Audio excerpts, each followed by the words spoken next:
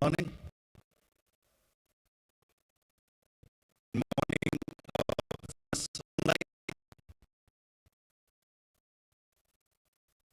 Là họ cứ ngồi vậy đó.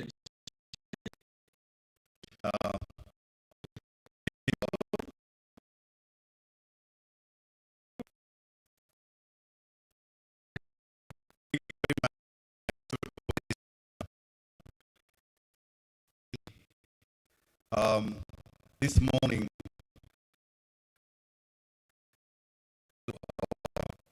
meeting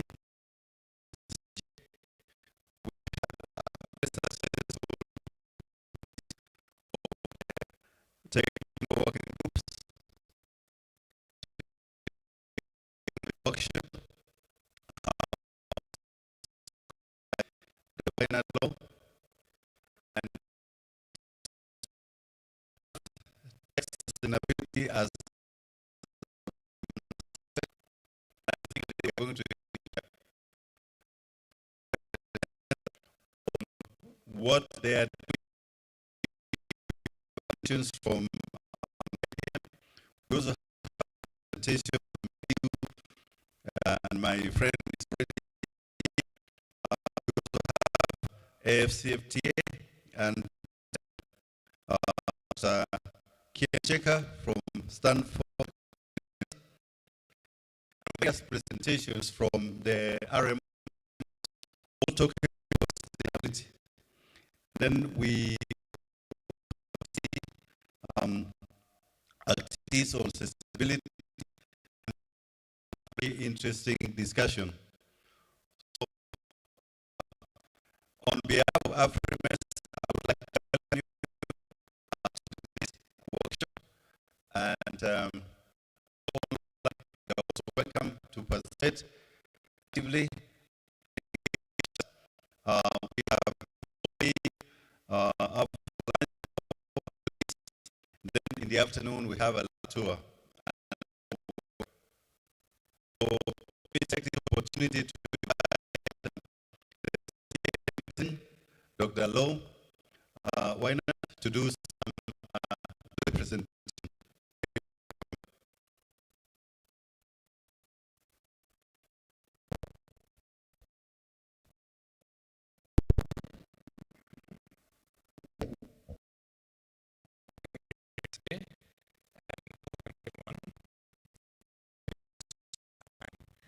Participants that you can also, I know you can hear this. We just the manager of the IT shape my so I'm happy to do online sharing and the screen presentation.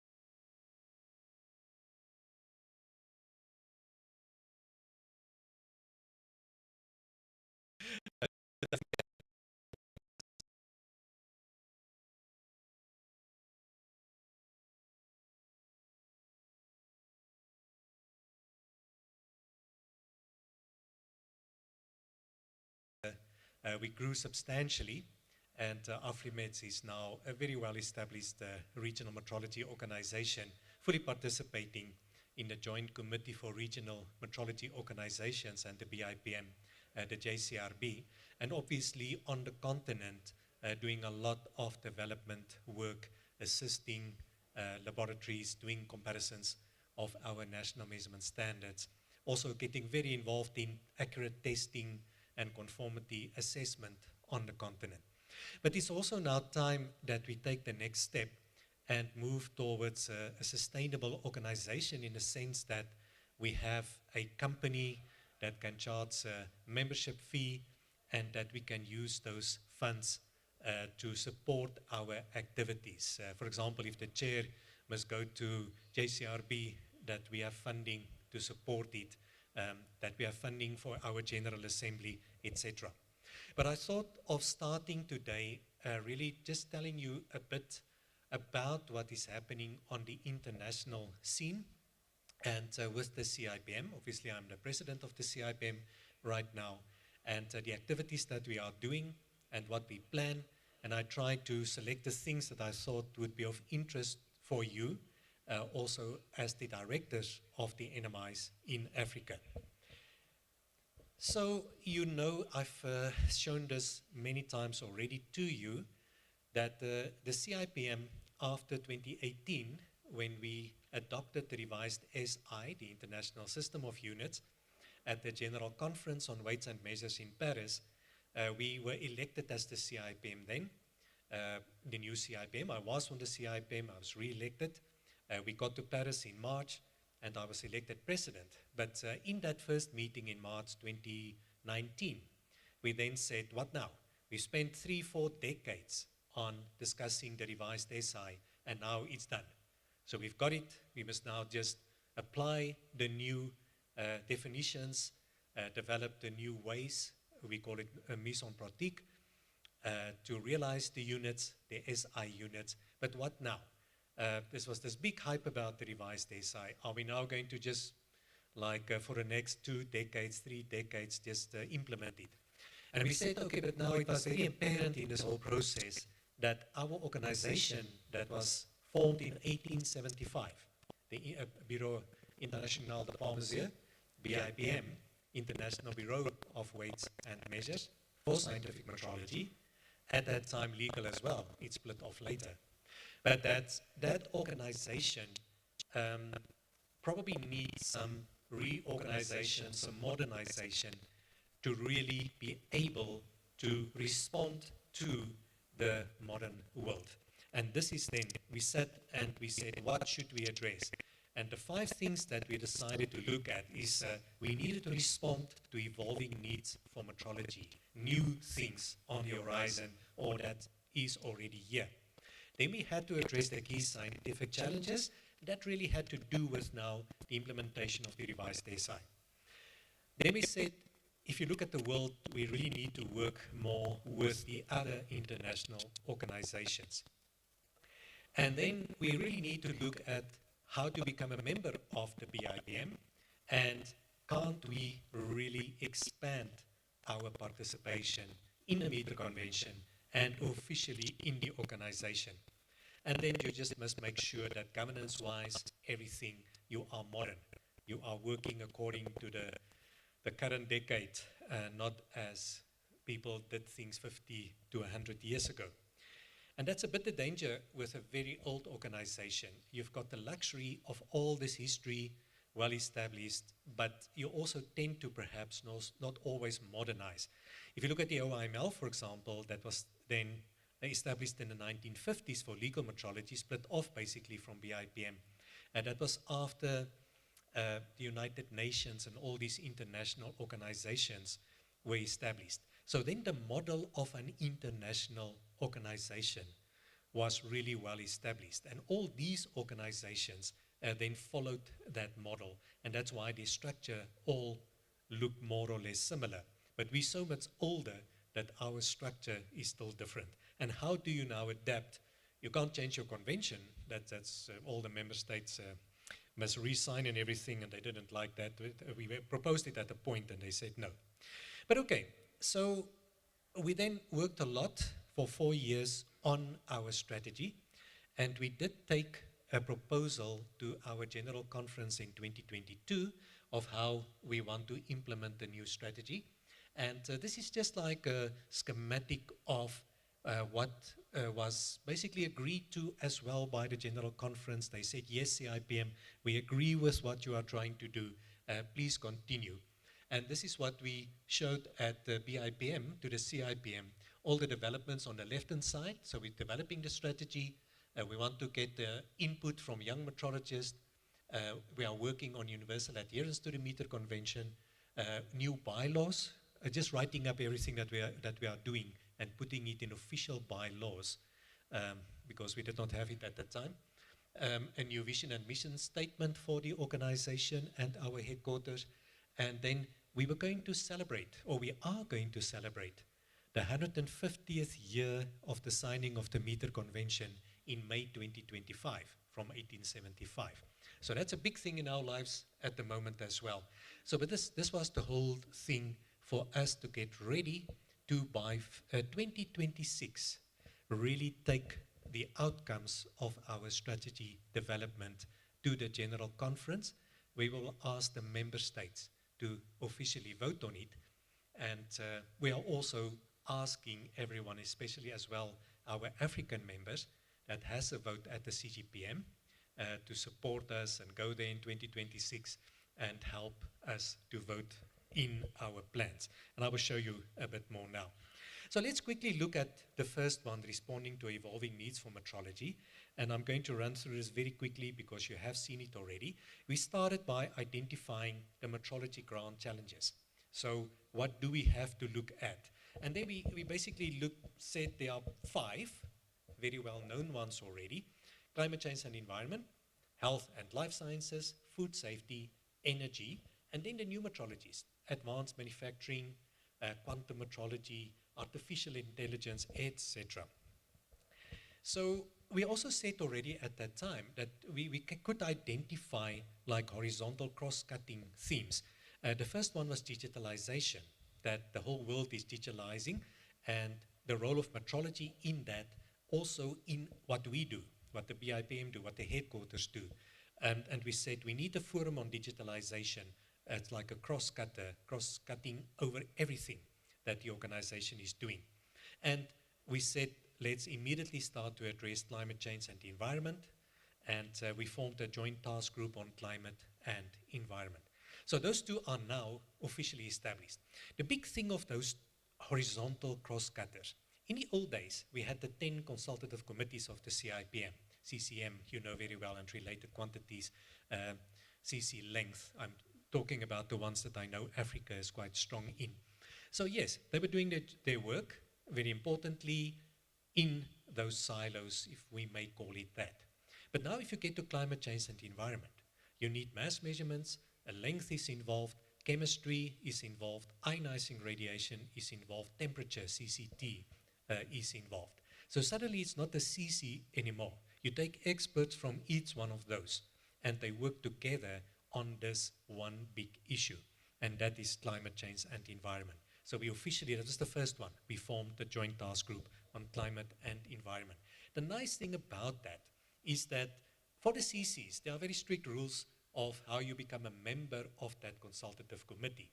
I think the latest, the new member is NIS, they became a member of CCM, as far as I remember last year, and there was another one as well.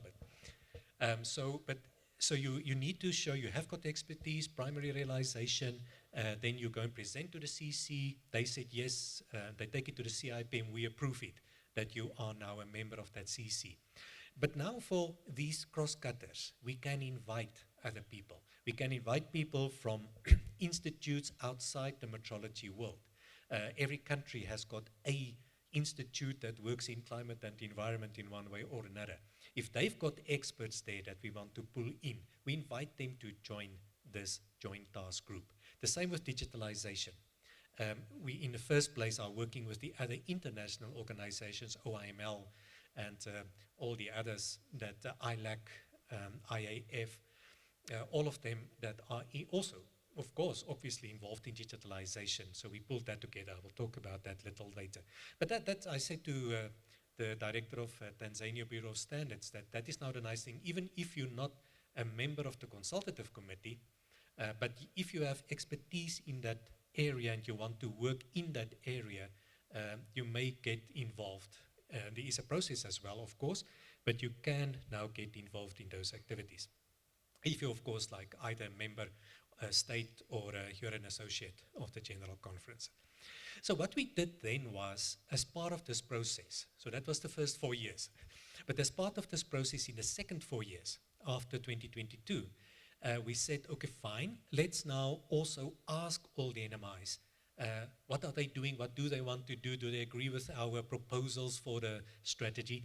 And the BIPM headquarters, our international liaison office there, then basically devised a questionnaire, and it was sent out to all the NMIs.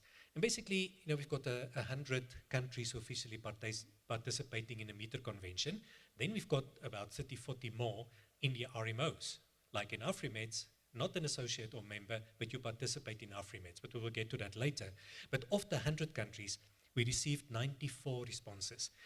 Why it's 94 from 43 countries? You know that some countries has got designated institutes like Tunisia, INRAP, and DEFNAT. And many countries in the world, France, for example, have got that same system. But you can see there from AFRIMETS, we had 5 responses. We've got 5 member states, official member states. So at least they did reply and participated and let us know what they were doing.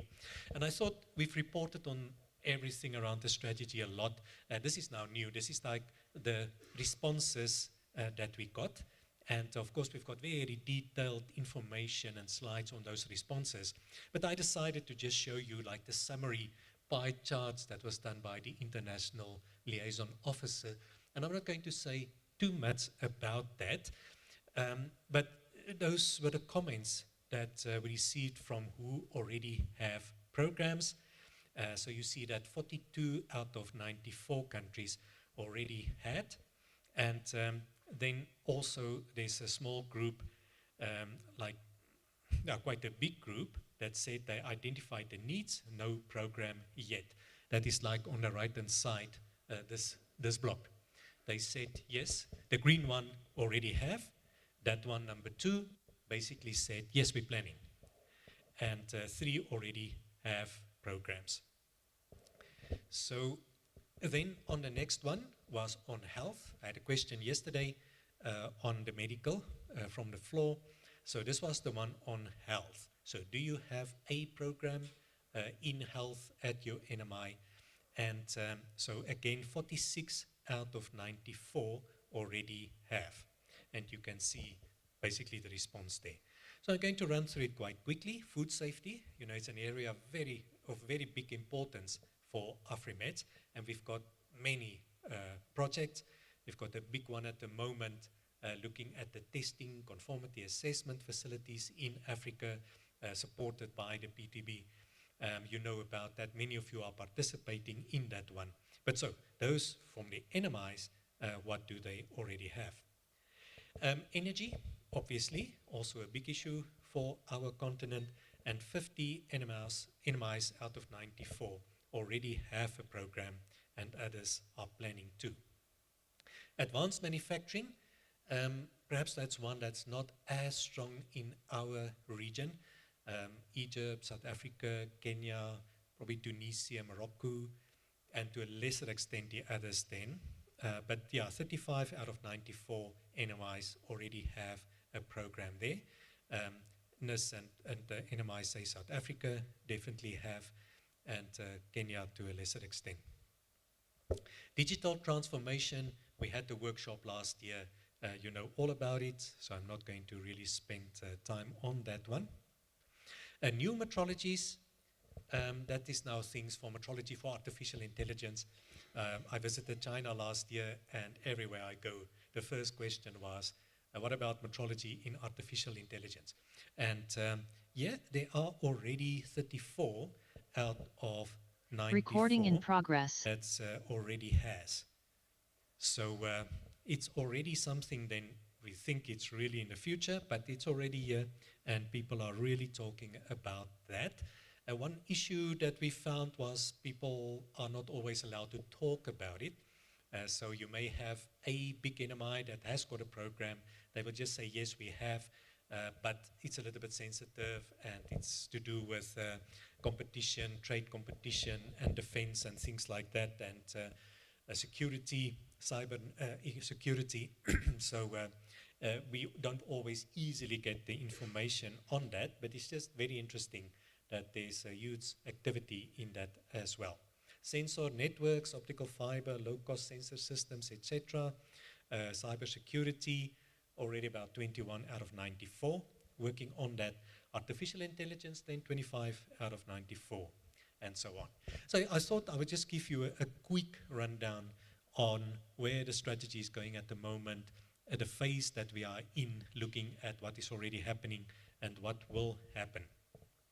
If we then look at the second one, addressing key scientific challenges to advance the global measurement system, it's really in the first place about the realization of the, not really new SI, I must actually change the slide, but the revised SI. And 49 out of 94 of the NMIs are working on the new definitions according to the revised SI. And you can read there. I'm not going to go through everything there. I just want to remind you quickly again, what are we talking about? Because people ask me, okay, fine, what does it really now mean, the revised SI? Now, this slide I took from NMISA, South Africa. This is a traditional mass metrology lab. I think you know how it works. There's a mass comparator in vacuum. You've got your balancers, you've got your mass standards there. You know exactly how the traditional mass metrology work. Now, in the revised SI, obviously, there are new ways to realize the kilogram. The one way is with Keeble watt balance, and then your lab will look more like this. That's in the middle there, a tabletop Keeble watt balance that you can put your mass piece in, and you can run the whole Keeble watt experiment to basically determine the mass of that mass piece without referencing it to another mass standard. So this is the new world. The other way is, of course, the X-ray crystal density experiment, where you've got the silicon sphere that you basically calculate exactly how many atoms are in that sphere. You know what the mass is of a silicon atom or unit cell, and you can then say, oh, the mass of the sphere is exactly this. You have the dimension, you have the number of atoms, you have the mass of the atoms, and you then calculate the exact mass of that sphere. But you are well acquainted with that. But that's the new world that we are looking at. Then, for example, in electricity, at the moment we realize in electricity the unit, the ampere, by realizing the volt and resistance, and then of course you can get the current, but the new way would be single electron counting. And this is an experiment that is running at University of Cape Town in South Africa, at the laboratory there, and they're working on really a system that on the right-hand side there you see like the microelectronic little thing. Of course, the photograph was taken by a scanning electron microscope at very high magnification. But you've got little connections with very small dimensions that by putting potentials left and right, you can push over single electrons from the one side to the other side, and then you can, in a primary way, of course, determine the current, because you have got the electric charge as a standard. But okay, and of course in chemistry, really certified reference materials of high order, we say that, produced by the NMIs, and that can then be run further down to the manufacturers, and they can make reference materials and sell to the testing laboratories. But so this is the new world, and you can now also realize the mole with basically the X-ray crystal experiment as well. But okay, and the next things are, there are a few units that we are still going to redefine, because we know we can get higher accuracy by expressing the second in terms of optical frequencies, not in terms of only the cesium transition. So these things are coming, and at the moment, this will go to, this the new one that will go to the CGPM with a final plan of when is the second going to be redefined, somewhere in the 2030s. But it will just improve the accuracy of timekeeping. And you know, for satellites, GPSs and whatever, that is where it gets very important at that 10 to the minus 15 accuracy level. The Candela, also work that is now being done on the Candela to redefine the unit, but that will be a little bit later. It is not planned for right now. And then the new technologies, really, it is also part of this, what we're discussing, like blockchain. You know what blockchain is, and the very large data, record management, data security, cryptographic mechanisms, big talking point in the developed countries. Fair data, really that you can, it's part of the digitalization, where you can find it, it's accessible, it's interoperable, and so a very big activity there. 25 out of the 94 respondents already working on that. Open science, you all know what that is. A little smaller, 18 out of 94, but quite a lot going on there already. And quantum technology, we had a workshop, a quantum workshop at the CIPM in March, very well attended, and we are waiting for the final proposals to the CIPM of how do we take quantum technology, metrology further. And they just all have to do with this, like miniaturization. When I showed you that Ampere single electron counting, that is where you get into this realm, and you'll find more and more that the new technologies are based on quantum technologies. Precision medicine, not going to say too much, but 16 out of 94 respondents already working on that. And I know that is a topic that's also of interest to you. And biomanufacturing, already in Africa as well. And that is really a topic that I think will become very, very important in the near future, also then in our region. Then we said at that time that if we're talking about the sustainability of the organization for the future, and we do these things, who are the people that's going to deal with that? Not me, because I'm near retirement from the CIPM 2 years to go. And after that, the young kids must take over. Hopefully they're not that young by the time anymore. But we formed a group of young metrologists from the AFRIMETS. In our region, Alphonsus, you know him very well from KEPS, and then Pritesh Jivan from NMISA. And they have got a little group together. They talk to the young metrologists in Africa, and they feed that back. They have been in July, first week in July. They have been at the BIPM for a workshop, and as the CIPM, I'm now waiting for the report from them to incorporate it into our final strategy.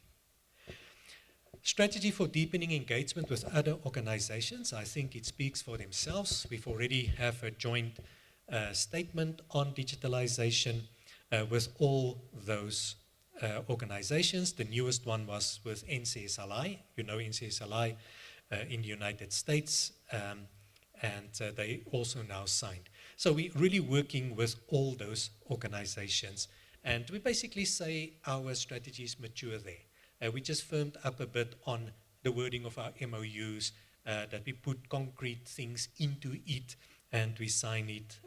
But I think we're really excited about the interaction with the other international organizations.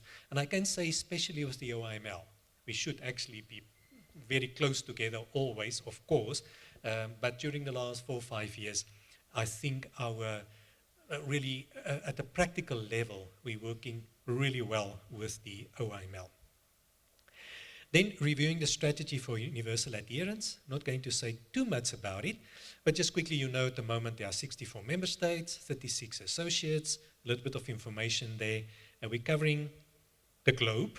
Of course, there are still gaps in Africa and the Middle East, Asia Pacific, a few in the Americas. And the question is then, how do we address that? So today, 108 of the 193 UN member states participate in the organization. Why it's not 108 and not 100 if we talk about, is that one of the CARICOM as a region is an associate, and they've got 8 countries. So if you say 100 have signed, but one of those 100 has got 8 members, and that makes it 108. But you can see there now there's still 85 countries that's not officially participating in the BIPM. Half of them about are participating through the RMOs. But how do we then really pull them in? You see there, okay, it's not yet showing, it's probably coming. Oh, I see it's, I'm going a bit fast on my screen, it's going over, but there's a little bit of a lag here. Let us just see if I go to the next one.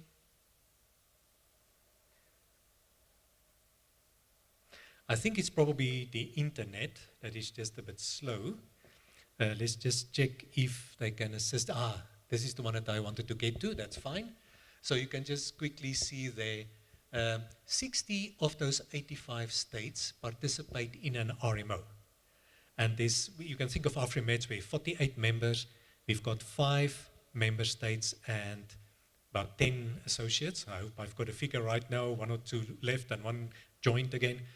But so it's say 15, so there are 33 countries in AFRIMETS participating in AFRIMETS, but not officially in the BIPM. Okay, so, and okay, we're on that slide now. So we propose now to introduce a new model for an observer to the BIPM. We will still decide if we're going to say observer to the CGPM or BIPM. But we first thought about affiliate, but then the other international organizations pointed out to us, when they say affiliate, it's more or less, most of the time, somebody from private industry or so, another institution that they allow to affiliate to them. So for them, if they look at this, they will think that the BIPM is now inviting private organizations to affiliate themselves with the BIPM. Now, that's not the idea, it's the countries that we want to affiliate, but so we would rather call it observer. In our system, observer is also well known, so we can use some of those rules and things, but it's still an affiliation too. The idea is not that you will then be able to participate, for example, in CC comparisons or so, or even RMO comparisons for CMCs. It's that you can participate in some of the activities, and basically, I hope the possible benefits is up. Yeah, those are part of the benefits that you will be able to receive if you become an observer of our system. Basically, you can participate in meetings. If it will be at no cost, there won't be a membership fee, but we will do it on a basis that we are proposing to the member states that if you then want to come to a meeting at the BIPM, there may be a fee of €100 that you will have to pay because you don't pay a membership fee. The others pay membership fees, so of course they can join for free. We think this will be the most cost effective. Otherwise, you will pay a membership fee, but may only participate in very few activities, and that will be more costly for you. So we really hope that the CGPM will support our proposal, and that is how we will go forward. Let's just continued there what we think the benefits would be for you as a country to be an official observer. But we're talking about sustainability today, and this is really saying that for the future, for the organization to be really global, to remain sustainable, this is the way that we think we need to go. We also, I said, working on the modernization of the organization, and that's where the sustainability really comes in. Now, I had a discussion with our colleagues at the headquarters, because we've got very nice systems, we've got very nice slides on that, reporting on our financial situation, how we utilize the budgets, how we monitor the budgets. Unfortunately, it's not really for public consumption. So it's shown to the CIPM, and we show it to our directors when they come to, and the state representatives, when they come to the BIPM, again in October now. So we don't want to put it in presentations that will be public. But I think I can just give you the message that obviously everyone wants to support the sustainability of the RMOs. And there is the CBKT program at the BIPM headquarters. Mr. Chingas Janbayev, I hope I say his surname right now, is running that. You all know him, I think. You all have participated in some of those CBKT trainings. This is really what we are talking about, and they're all very excited to assist with our sustainability drives. I actually tried to load a slide that they sent me, but unfortunately I see it is now not displaying, so let's not worry about that then. And I just can give you the message that they are really ready to support us and give advice on systems to be used, etc. So thank you very much. I'm going to stop there. And if the chair is fine with that, probably just ask if there's one or two questions, not long ones probably, from the floor.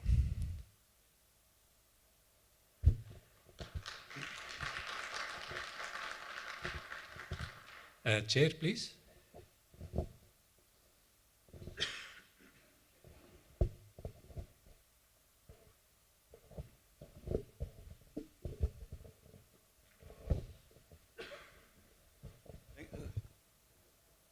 Thank you very much for the presentation on sustainability. I think my question is, I've seen a lot has been achieved at the international level through collaboration, especially on the revision of the SI unit. What message do you have for NMIs in Africa in terms of working together to achieve? Because I know in the last 10 years, a lot was achieved through collaboration, especially on the revision of the kilogram. So I don't know, what message do you have for the NMIs in Africa on the aspect of working together? Thank you. Thank you, Chair. Yes, I can just mention that later, probably in 2 hours from now, there is another presentation that will become a little bit closer to home from AFRIMETS, that we can definitely address that point better as well. But yes, it's very clear to me, working at the international level, that the recipe for success for the future is really collaboration. It's this more cross-cutter type things than the silo things.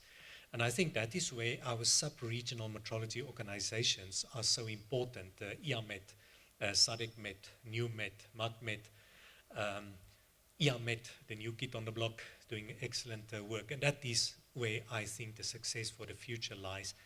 That we start to also, as individual NMIs, talk within our sub-regions, how can we strategize together. I've got an example from another region. I don't want to say the name, because I didn't say to them I will share some information, so I will do it nameless. But there is a region that is now saying that, you know, our borders are opening with cooperation agreements and unions and things. And we now have in AU, we've got the AFCFTA. So we're also trying to break down those borders and work together, make it easier to work together as countries. That, I think, creates the opportunity for the African NMIs to say, what can we now do to also work closer together in support of our countries and the trade barriers disappearing, hopefully, etc., etc. So I think I just advise the NMIs to, in your strategies, if you develop your strategies for the future, think about that. Think about in your sub-region, how can you work together? Is there perhaps a way that not each one of you develop everything yourself? The basic things we will always have, like basic mass, metrology, length, etc. But so a primary realization do not need to be done by each country. If you're in IAMET and KEPS is doing a primary realization with a kilowatt balance now of a kilogram, of course you can just get your traceability from them and maintain your standards at the appropriate level.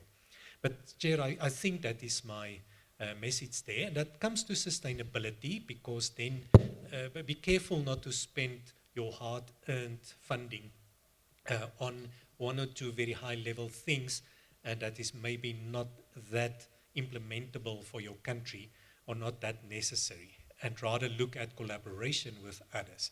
And of course, together, always motivate for more funding from your shareholders. Thank you, Chair. Thank you very much. Perhaps any final question, otherwise we move on. I don't see any. I think online may be a bit difficult, but I also don't see any hands. So thank you very much, and we're then going to go to the next part of the agenda. And I think, except if the chair wants to stand up, let me just see if I can share the agenda again. Yes, there it is.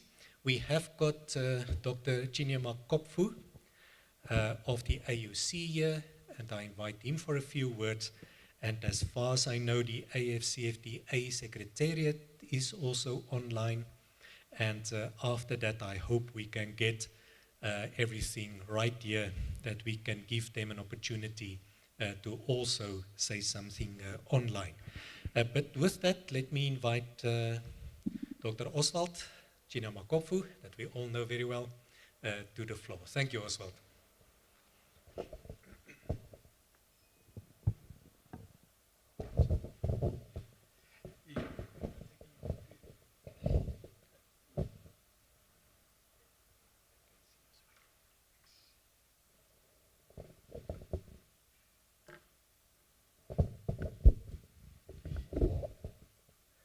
Good morning, everybody, the chair, AFRIMETS, the team from the Secretariat of AFRIMETS,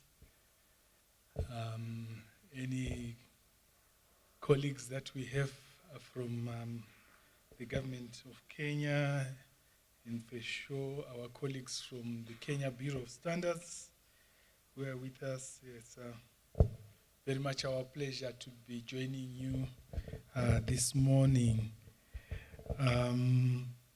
My name, as you've just heard, is Oswald Chinyama Kopfu. I'm a Zimbabwean national, but I'm currently working at the African Union Commission next door in Addis Ababa. Within the department that's as part of its functions is responsible for industry, and just recently a unit responsible for quality infrastructure was established, and we are working on making that functional. As the previous chair, Dr. Vainan Lowe, has already said, I'll be sharing this slot with my colleague from the AFCFTA Secretariat in Accra, if she has managed to wake up. As you know, when we have meetings this early in Eastern Africa, we are really punishing our colleagues in the West because it is still very early over there. I suspect it's still 7 a.m. or something like that in Accra, Ghana. But I'm sure she'll be ready to take the floor and say a little bit to us. And where I would really like to start is, I don't have a formal presentation in terms of slides, because our contribution to this discussion is really focusing on the early stages of what we're trying to do in terms of quality infrastructure sustainability at the African Union Commission. And just for your benefit, let me explain that the African Union Commission, or AUC, is of course the headquarters of the African Union in Addis Ababa. But the African Union sometimes establishes specialist organizations to take care of specific programs. So you look at NEPAD, for example, in South Africa, is established to implement certain developmental programs. We have in Nairobi here institutions called AU-AIBA, which is on animal health issues on behalf of the African Union. If you go to Cameroon, you'll see an institution there that's responsible for plant protection. And if you go to Accra, you will see an institution that is responsible for enhancing intra-Africa trade. That's our newest and biggest baby, the AFCFTA, whose secretariat is in Accra. And all these institutions are usually given a certain level of autonomy so that they can operate efficiently. As you know, central secretariats tend to be quite bureaucratic. And for sure, I can say that about my own organization in Addis Ababa. So these places are established so that they can get into the business of whatever they've been assigned to do a little bit more effectively and efficiently. So when Margaret gets to speak in a moment, she will essentially be speaking on the mandate of the authorities at AFCFTA Secretariat, not AUC. I am able to speak on behalf of the AUC because obviously I'm based there. But the work that we do is very collaborative, as and when necessary. If we need to engage with any of these institutions from a commission point of view, we certainly go ahead and do that. I'm just sharing that with you because I know most of you will be familiar with how things work at REC level. But when you escalate it to the continental level, this is the slight difference that you will observe. So, to just make a few remarks in respect of sustainability of quality infrastructure at the continental level, yes, the program on quality infrastructure is actually quite new to the AUC. The continental quality infrastructure organizations like yourselves were very proactive, and I thank God for that, and formed themselves and became available to give metrology services, in the case of AFRAC, accreditation services, in the case of ASO and AFSEC, standardization services for the continent, even before there was a unit responsible for that coordination at continental level.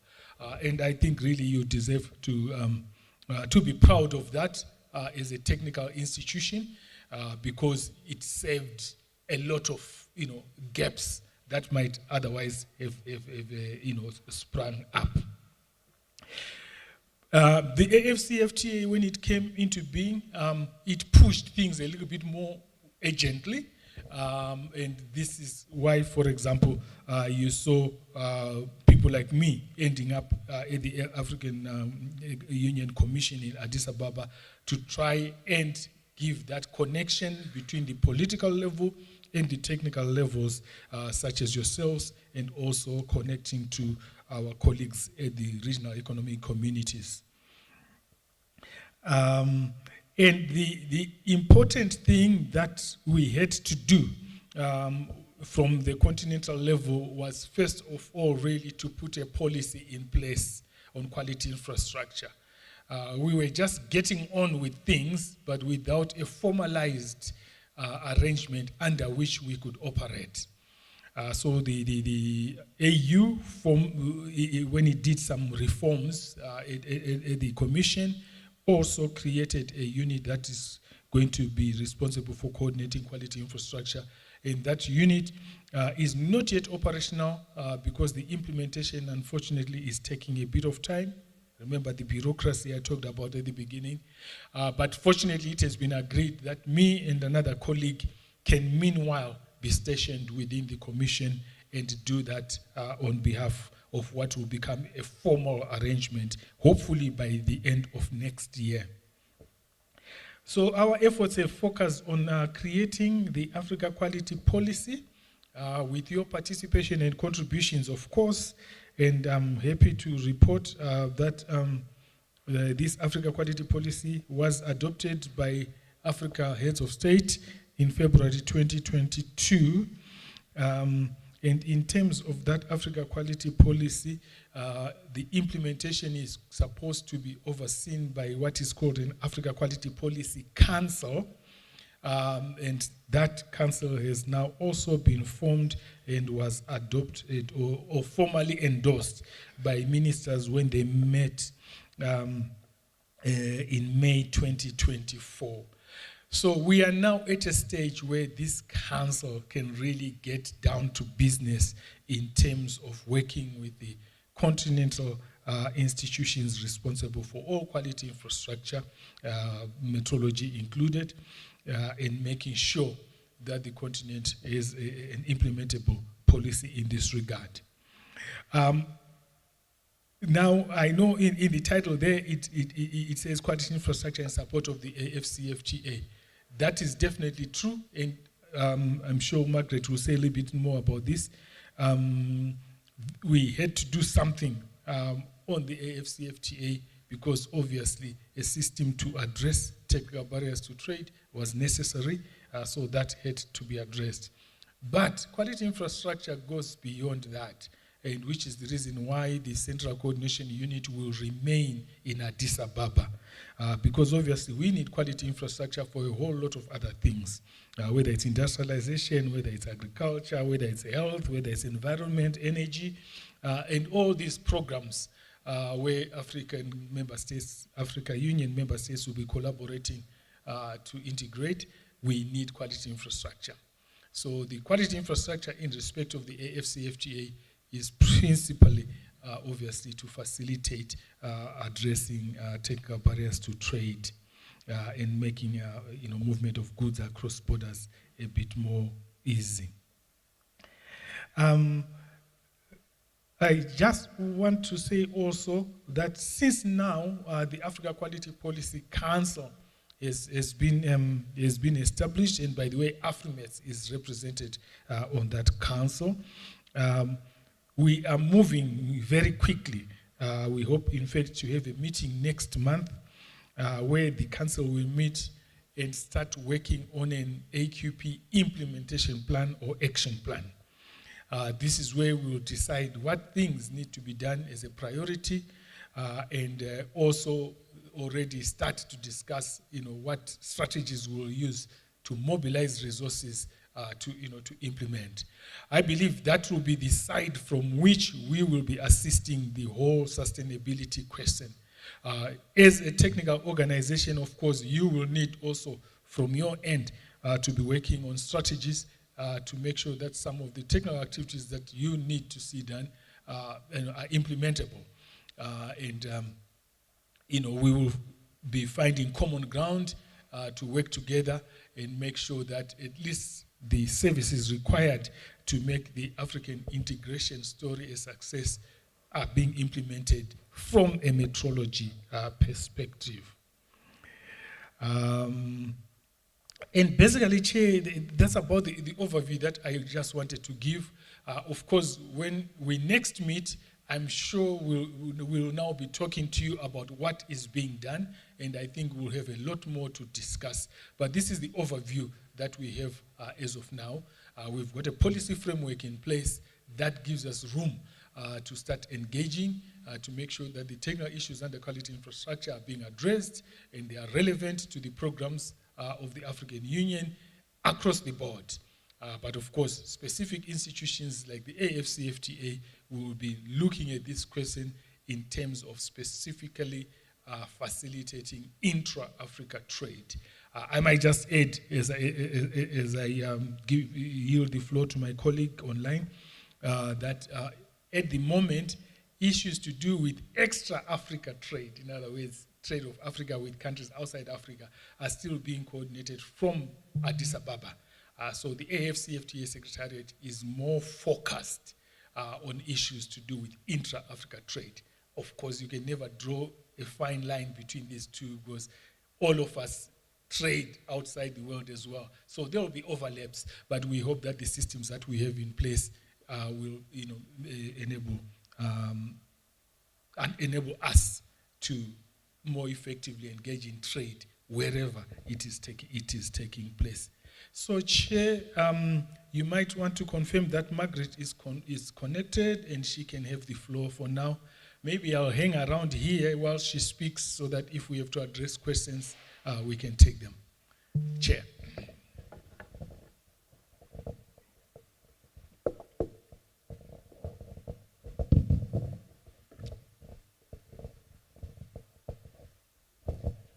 Thank you, Dr. Oswald.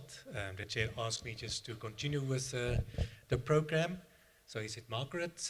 Can we just check them? I saw Margaret online. Yes, Chair, I'm here. Thank you. Thank you very much, Margaret. Then you can proceed. If you want to share a screen, Do you want to share the screen? I think I'll just speak as well. I'll Thank, just speak. thank you. Yes. Then you can continue. Good morning, everyone, and thank you very much for giving us this floor. I'll stand on the protocols that have already been made earlier, and I'll just pick up from what Dr. Chinyamakovu was sharing. So first and foremost, the Pan-African quality infrastructure in Africa, the institutions are very, very important in trade facilitation for under this continental program, as you are all aware. So each of the infrastructure has a role to play in the TBT Annex 6, as you know. That in itself means that your sustainability in the first place is very, very important, and the trade will not be well run if you are not running along with the Secretariat. So, of course, the expectations are that these quality infrastructure institutions will play their role as stipulated in Annex 6 of the Protocol on Trade. So we, as a Secretariat, I'm sure you're aware that there are value chains that have been identified, which are a priority. And looking at what was being shared earlier, though I joined in quite late, you are doing a lot of things in metrology, I think venturing into new areas. I think it would also be important to focus developing capacity in the priority areas of the continent where there's an intention to develop and grow those particular economic sectors. So of course, the sectors were identified based on their value, the potential to grow, inclusivity in terms of the participation of women, participation of SMEs, participation of the youth. Yeah. And these are the automotive sector, I'm sure you're already aware, the pharmaceutical sector, the agro-processing sector. But the question comes, do we have, as Africa, capability and capacity, to support in terms of metrology, those particular identified priority sectors? Dr. Wynard, you were talking about collaboration among the African NMIs. I think these are the areas where the NMIs could collaborate and support the Secretariat in trying to develop these particular value chains. There's also the Guided Trade Initiative, which I'm sure you've also heard about. Right now, there are about 39 countries, 37, 39 countries that are participating. Some have already started exporting. Some have already experienced quality problems. Yeah. So in terms of identifying areas where you can actually focus, those are some of the areas where you can try and support trade. So it would also be very important to follow through what is happening under the GTI, what are the products that are being exported. And the thing is, with GTI, countries are not asked what to export. They export what they are ready to export. So there will be a variety of products. And there are a variety of products. Manufactured products, there's agro products, and so on and so forth. So it's a wide range. But there are those other value chains, the priority value chains, which I already hinted to, where the Secretariat would really like to focus on and to grow. And I think it would be also good for the quality infrastructure to focus in those areas to support intra-Africa trade so that the products are not being, are able to move from one country to another smoothly with minimum trade barriers. And one good thing I must say is that with the GTI, a few countries actually have been able to raise the problems that they're experiencing with regards to exporting, and we've been able to facilitate some meetings, some dialogue, so at least people are able to speak, discuss the problems, and have them resolved. So we are looking forward to the quality infrastructure institutions participating more and helping the national quality infrastructure institutions to develop, build capacity in order to support these particular value chains. Finally, I think we could also do some research, identify research areas that you can support so that the state parties can also understand the role that you play. Because I'm aware that most of the times people generally don't understand the value of what NQI institutions do. But I think if we can show them, show evidence, improve trade, then probably the levels of appreciation will also increase. And I'm happy to say that this is final. Regarding the MOU with AFRIMETS, we are happy that we are getting to almost signing it. And hopefully it will also help to identify and focus on areas that will require support in order to contribute towards eliminating trade barriers. Thank you very much for the floor. I hand over to my colleagues. Chair, please. Thank you very much, Margaret. It was very clear here, and thank you for that message to the room. We can then proceed, or can I just ask perhaps if there's one question to the AFCFTA Secretariat, or otherwise, obviously, we can communicate with Margaret also online. Oswald?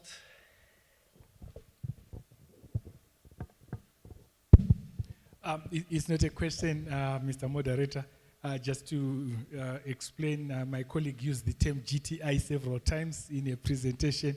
It stands for Guided Trade Initiative, which is almost like the pilot model of trade that is taking place under the AFCFTA. And a lot of countries have already signed up to that GTI and are beginning to trade under AFCFTA rules under this arrangement. So that's what GTI means. It's not the nice fast golf that you are aware of. And Chair, please. Yeah, mine is just a comment to appreciate. I think most members now know that AFRIMETS is not just an RMO, but it is at the AU level, it is one of the strong pillars of quality infrastructure for the continent. And I think, and also mentioned by FCFTA, that they are looking at AFRIMETS as a driver of trade within the continent. So we play a very important role. Thank you. Thank you very much, Chair.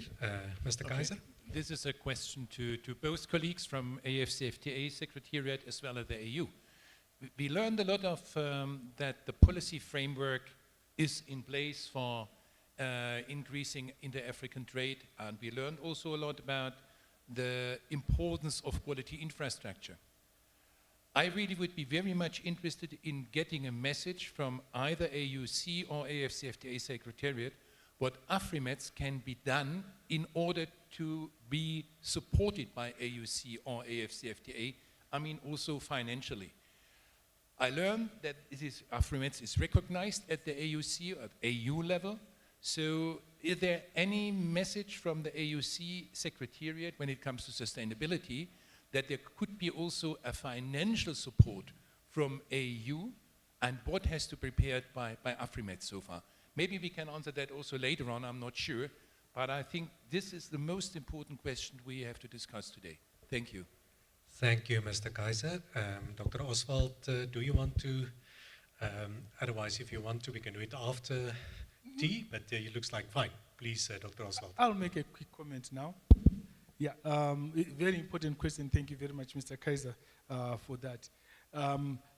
This is exactly our vision and our desire as well, that we should get to a point where our institutions' operations are not necessarily dependent on outside help or donor partner assistance. I think all of us will be familiar that if you look at the REC level, I'm certainly familiar with COMESA, EAC, and SADC, you'll find that there were sub-programs there for quality infrastructure. And there is always an office within the RECs that coordinates those activities. And I think what the member states have now done at the Commission is moving in that direction. So I foresee, obviously, until the office is operationalized, one can't have guarantees. But because we have the quality policy in place and we can make these proposals through that channel, I hope that we will have a situation where some of the key operations, I mean, like guaranteed meetings or maybe even support for international activities and so on, can be supported from State Secretariat so that we remain with systems that are internationally recognized and that also enabled us, to deal seamlessly with technical barriers to trade on the continent.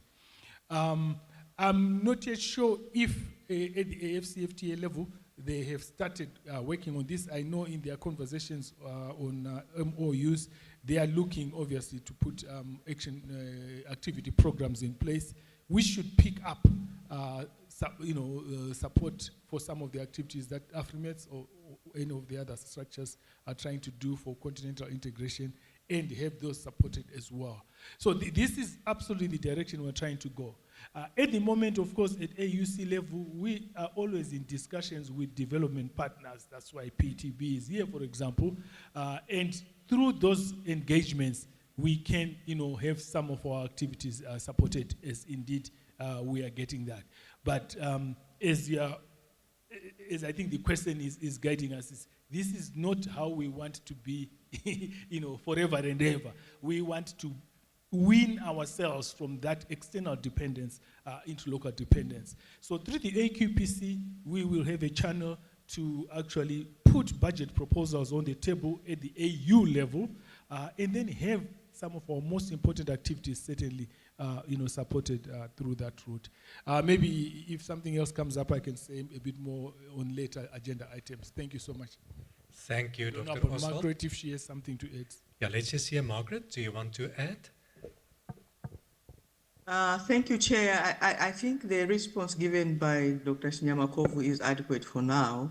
I mean, the Secretariat is quite new, as you are all aware, and it's still putting in place a lot of things. So, yes, whilst it recognizes the importance of sustainability for its support structures, the like infrastructure institutions, for now, I think there are still a lot of other preliminary and basic things that need to be put in place. So we just hope AUC can, for now, do the needful. Thank you. Thank you very much, AFCFTA, Margaret. Thank you for your comments and, of course, for your input. Thank you so much. Then we can move on. And now we're getting to inputs from other regions. And you will see there on the program, we have listed the regional metrology organizations. Obviously, in the first place, a hybrid gives us the opportunity that people can participate from all over the world. As we do know as well, technology sometimes also is a bit difficult and it's not always possible to get everyone. But thank you so much at short notice for those that did indicate that they will assist, and we have a few online. We did the APMP Secretariat from Korea, South Korea. They sent us a presentation. We did have a bit of a challenge with the format, just not supported by the software here. And we will see if we can get it right later in the day, that we can stream that to you. If not, we will make it available for you, a link that you can access it and play it yourself. But thank you very much, APMP, that you did send that presentation. But then they also in the region have got interesting metrology systems. One of them is in China, where they've got the NIM, National Institute for Metrology, as the NMI. And then they've got provincial measurement and testing facilities. And many of us visited there. The chair and I was at the APMP General Assembly last year, but I also visited Shanghai Institute for Measurement and Testing. And also in our southern region, the Fujian province is very active. And these provinces work quite autonomously. And then they have got their own that Measurement and Testing Institute that is working just below the level of the NMI, or they get their traceability from the NMI NIM, but they've got very, very advanced measurement standards and systems. And the one thing that's very impressive for them is how they work directly and support the industries. And because of that, they are very self-sustainable because they get paid for all those services that they provide to industry. And there was a visit last week from colleagues from the southern region to Fujian, and Professor Dong offered that he can contribute to our workshop today. So Professor Dong is online. So Dr. Dong, I will give over to you, and if you can then perhaps switch on your video, and you should be able then to share your presentation from there. We will ask the IT manager here to allow you to share your presentation. So over to you, Professor Dong. Thank you so much. And good morning, Mr. Chair, and good morning to ladies and gentlemen. And thank you to Government of Kenya for offering this floor for me to share what we have done in Fuzhou's sustainable development in cities. I'm gonna share my presentation slides. See, I can operate that.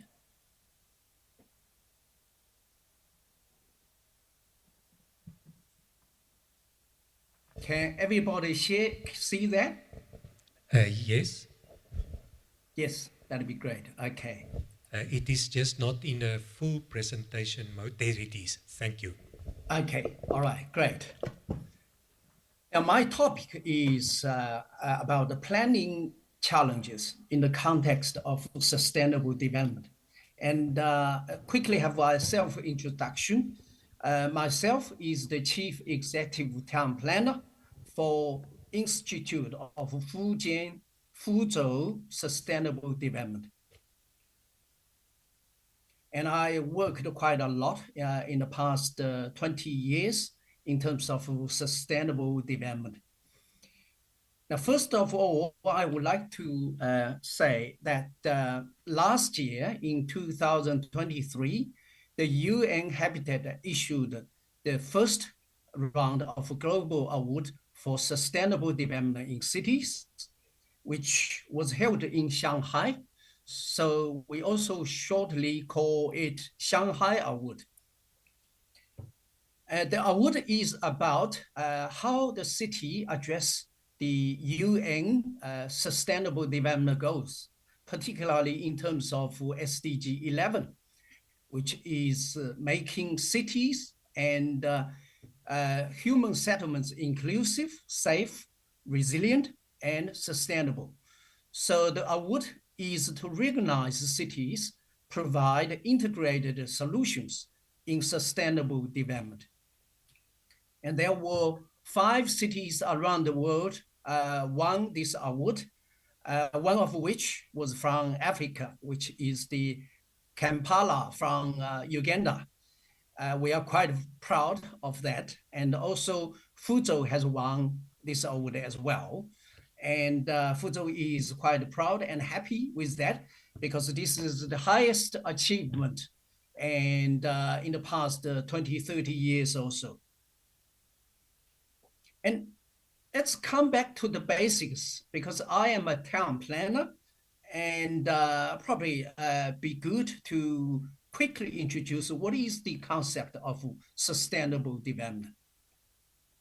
And sustainable development, the definition is about maintaining a dedicated balance between the human need to improve lifestyles and feeling well-being on one hand, and preserving natural resources ecosystem on which we and our future generation depend. So this is important. If we understand this definition, then we understand that we have to take into account both the need of current and future generations. So we cannot do something to destroy the natural environment and resources and affect the, our next generation, their, ability to live. And there are three bottom lines for the sustainable development, which is economic, environmental, and social sustainabilities. So in terms of the diagrams, it's easy to be seen like this. The three areas must be kept balanced. And importantly, every project, every city, when they think about their development, they should not only focus on economic development, they should also balance the environmental and the social side aspects. And we often, talk about the cities these days, having a lot of cars, making a lot of carbon dioxide emissions. We promote more sustainable development, but also our cities, if we consider our city as a built environment, and how do we keep it a balance between natural environment and the built environment is also something we need to consider. So on one hand, we do not ask people to all, give up their motorized vehicle, to go back to bicycles, most green and sustainable development, sustainable transport. But there's a balance to be sought. Importantly, our policy should focus on different needs, but also, take care of our natural environment. And in this sense, sustainable development, how do we, assess a project or a plan that is balanced, keeping the triple bottom lines? So there are a few measures here we can use. First of all is the United Nations Sustainable Goals. There are 17 grand goals, and under that, there are 169 sub-goals as well. So the second one is the Global Urban Monitoring Framework, which is also on the UN's website. And the last one is localized sustainable development indexes and indicators. And for easy use of this assessment form, we actually developed a number of model cases, showcases for people to copy, to learn from. And all those showcases must focus on sustainability, innovation, impact, and as well as the adaptability. Will you be able to copy in a different city? That's also important. So this is what the UN 17 goals look like, and that's grand goals. As I said, there are 169 specific sub-items under that. And we also have the new urban agenda, and this is available on the UN website as well. And also we mentioned the Global Urban Monitoring Framework, which has got 77 monitoring indicators, which you can use to measure whether your city is sustainable, particularly when you do urban planning. So come back to why do we set so many goals there? Why do we set so many indicators there? There's a big reason for that. And the reason for that is how we actually gather together to actually mitigate and adapt to the climate change. And climate change, global climate change is true. And there is a few reasons for that, particularly in terms of human causes are most important. So in the past, the industry emit a lot of carbon dioxide to the air. And also our cars, particularly motorized cars, and also causing a lot of greenhouse gas effect, which is causing like a big plastic bag, which holds our Earth, and the heat very difficult to be, reduced, and the temperature, global average temperature is actually rising, and that is a fact, which is causing a lot of extreme weather. In some areas, you get a lot of drought, and no waters. Other areas, you get flooding all the time. And the global warming, average temperature rise, causing North Pole and a lot of icebergs dissolving, and the sea rise as a result caused a lot of, in the past 20, 30 years, many islands already disappeared under the sea water. So this is very, very threatening to the human living. And for this reason, the UN Habitat Action responded to global changes, particularly the first one was the Kyoto Protocol in 1997. And the second one was the Copenhagen Accord in 2009.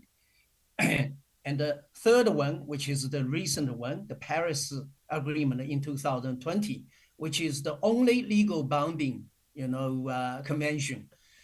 192 countries joined that, try to limit global warming to less than 2 degrees, which is 1.5% above pre-industrial levels.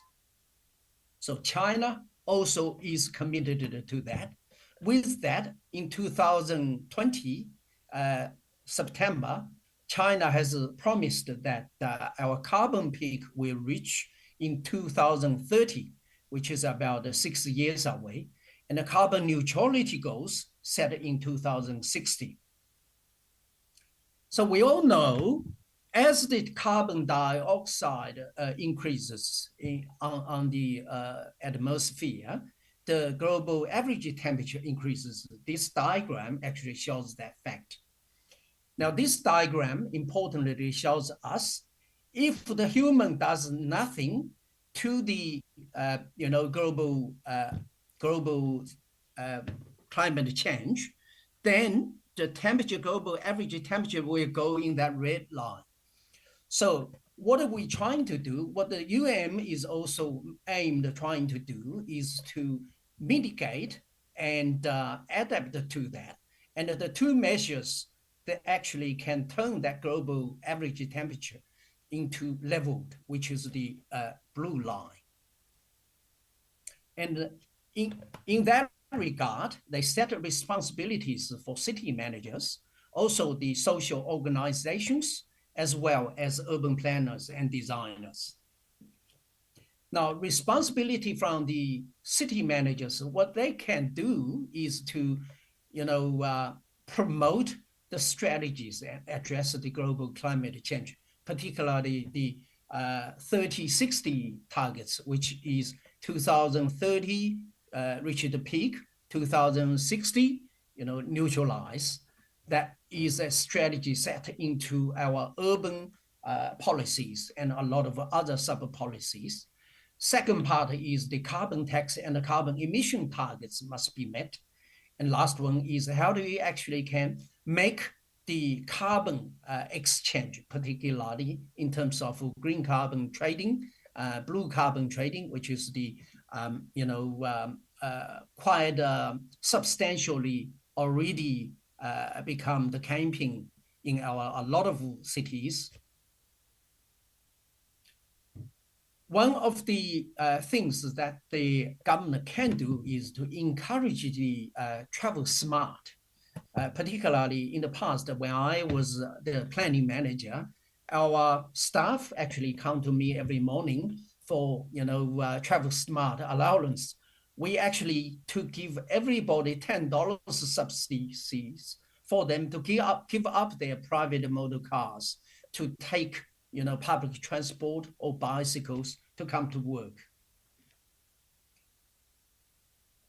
And there are duties for social organizations to promote, to have activities to have academic exchanges, reduce the usage of air conditioning, for example, and reduce use of CFCs. Also, for example, this is also considered as a greenhouse gas. And last one is actually, use less automobile. So duties for the town planners is actually how do we actually plan more sort of economical and intensive land use. And also second part is how do we actually prevent urban sprawl, making cities more compact. Third one is how do we actually make cities integrated, particularly the mixed use, residential mixed with offices, residential mixed use employment sites, so that in 5 minutes, 10 minutes, walkable distance, you can easily get to your employment and shopping areas, etc., so that you don't need to drive your car.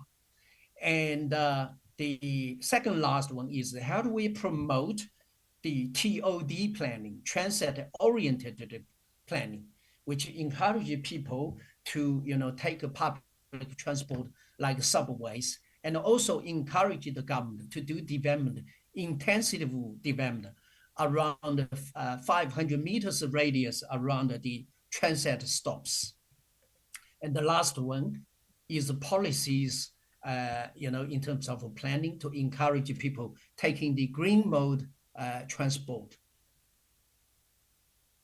And now the final section comes to our Fuzhou's showcases. I want to show you a few showcases that how Fuzhou actually is doing a lot of things to mitigate and adapt to the global, climate change.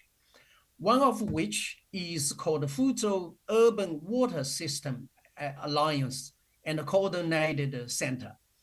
Now, Fuzhou is a city that 3 sides surrounded by mountains, and the other side is facing ocean and the river. Because of this particular geographic, the character, which makes it very difficult for wind to come into the city. And in summer, it is very hot.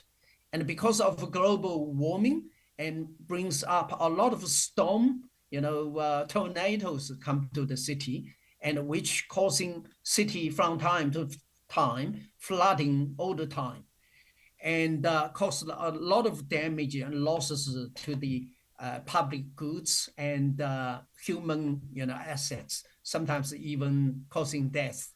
So because of this issue, the city actually developed a smart city system, which is a smart water management system.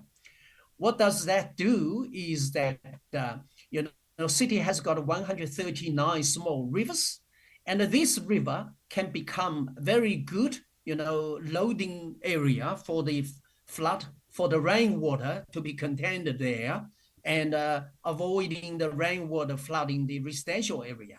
So the city has built this smart system that enables the pump the water into the ocean before the storm comes, so that the city creates a lot of loading space for containing the flood water, rainwater. So one of the examples recently, which was last week, there was a huge storm come to the Fuzhou city, and you can see when you walk out the home to see those rivers, the river already been pumped into the ocean, and the gate automatically closed, so that all the rivers becomes empty and to contain the storm water.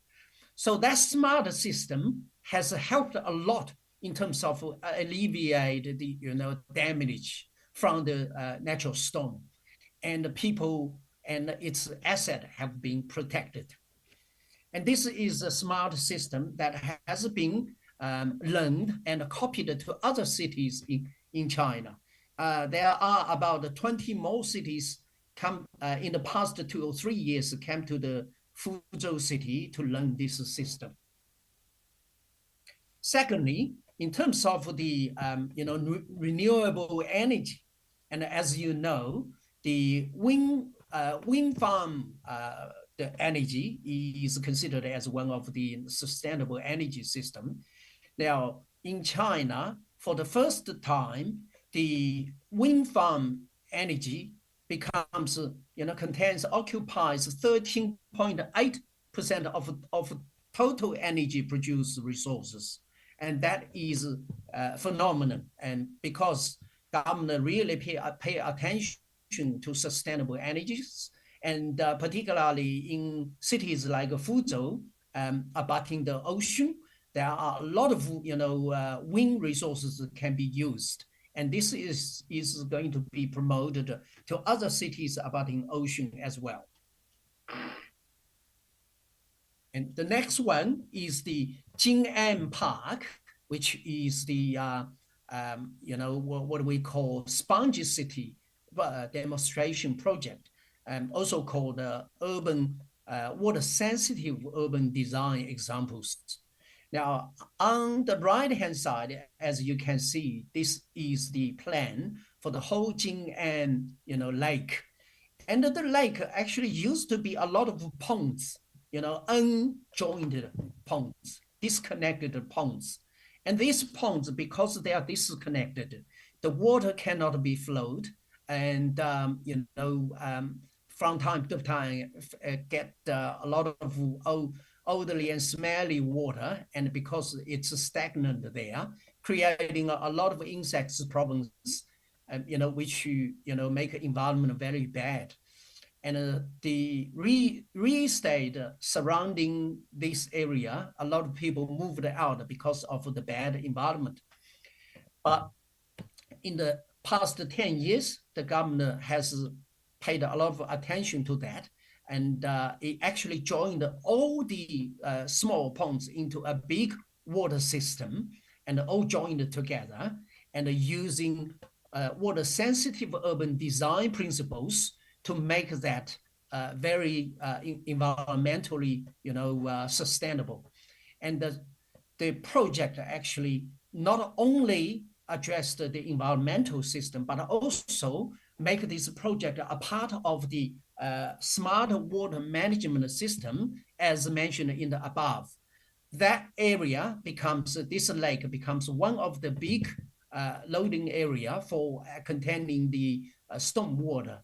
And that becomes a pilot demonstration system, which is also called a Sponges City demonstration project. Now, apart from the environmental side of benefits, because of the nice environment and amenity created by the government, a lot of people moved back again. The real estate developers also choose the surrounding side to make their development. And also offices, industries all moved back. So this project shows that as long you pay a lot of attention to the environment, in fact, you not only achieving the environmental sustainable, but also you achieved the economic sustainable as well as social sustainable. And that's the Jing'an Park, Jing'an Lake Park, what it look like. So there's a biodiversity, you have a lot of birds and animals come back again. So making the site a very, very pleasant amenity for people to share. And our last example showcases is about heritage building, heritage street. How do we actually protect that? Also activate that for commercial uses. So the Yantai Mountain historical and cultural landscape area is one of the very prominent areas in Fuzhou that contains a lot of heritage buildings and heritage streets, alleys. So in the past, the government only pay attention to how to protect it, and without actually thinking about to activate that, try to make that become commercial street and let more people to learn about the culture, to actually to visit here, to enjoy what the heritage street and culture is. So in terms of that, it is about how do we actually balance between protection and activate using the heritage area. So that project has done very well, particularly this area was actually developed during the COVID-19 era. And during that area, all the projects actually been stagnant, very difficult to move ahead. However, this is one of the successful projects that has done a lot of things which become very successful. And that commercial street now becomes one of the hot tourism spots in Fuzhou, which also pushes the economic development in the city, particularly during the COVID-19 era. And these are all my examples. There are about 56 examples in total, and I choose a few for you to share. Now come to my conclusion. In the future, Fuzhou wants to do more for the sustainable development. It actually tried to strengthen sustainable development capacity, also respond to the UN's calling, and promote the communication in between those people and cities who have done well in sustainable development. What we actually already initiated is we actually prepared to establish a global association for sustainable development in the cities. We have invited about 14 different cities around the world to join us to share their stories, to actually promote their sustainable development case studies. And we learn from each other, and that actually built an international platform for different countries, different cities who has done really well in sustainable development to share each other, and particularly to even further to see whether there's a potential for cooperation in terms of sustainable projects worldwide. And that's my presentation to you all, and I leave this my conclusion here. And thank you very much for me to share Fuzhou's examples to you guys, and thank you for offering this floor to me. Thanks, Chair. Back to you. Thank you very much, Professor Dong, for this very interesting presentation, the basic principles of sustainable development and the examples. I visited Fuzhou and the beautiful new Metrology Institute that is built there, that was built there about 10 years ago, if I remember correctly. And we really appreciate that. Online, we also had remarks, and Deus Mubangisi from Ghana asked the role of AFRIMETS in sustainable development and how we speak to governments and can we provide assistance. And I think what I want to say to the online participants as well, these are the type of wording that you need to use.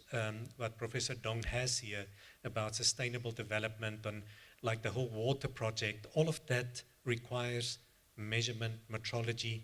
I've been to SIMT, Shanghai Institute for Measurement and Testing last year, visited one of their smart water meter manufacturers where they installed water meters connected to Wi-Fi throughout the whole city, and they basically can monitor the whole water flow, everything online, identify where there are problems, etc. And this is a type of language that the metrologist must use. It doesn't help you go to your government and say, we want money to improve the accuracy of our mass measurement from 10 to the minus 7 kilogram to 10 to the minus 8. You won't get money for that. But if you say, we need to support this for you, government and trade, as the AUC said, that is when we will get money. For time, we're going to move on. And if you have got questions, those online, please ask it in the chat box to Professor Dong. But thank you very much, Professor Dong. Thank you. Thank you all. We're then going to move to Dr. Kian Shaker from Stanford University. We swapped around a bit because it's still very early in California. Our apologies, Kian, that we did, it looked like the communication of that was not, got lost a bit. So we moved you later. We didn't tell you you had to get up very early. So thank you very much for that. But without further ado, I'm going to give over to Dr. Kian Shaker from Stanford University. He's going to talk about the sustainability in research and development with a focus on hardware.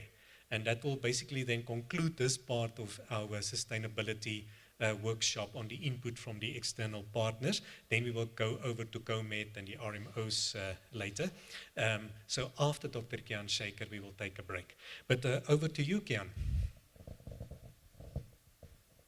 Thank you, Winand. Can you hear me? Can I get the confirmation that you hear me? Yes, we hear you clearly. Great. Perfect.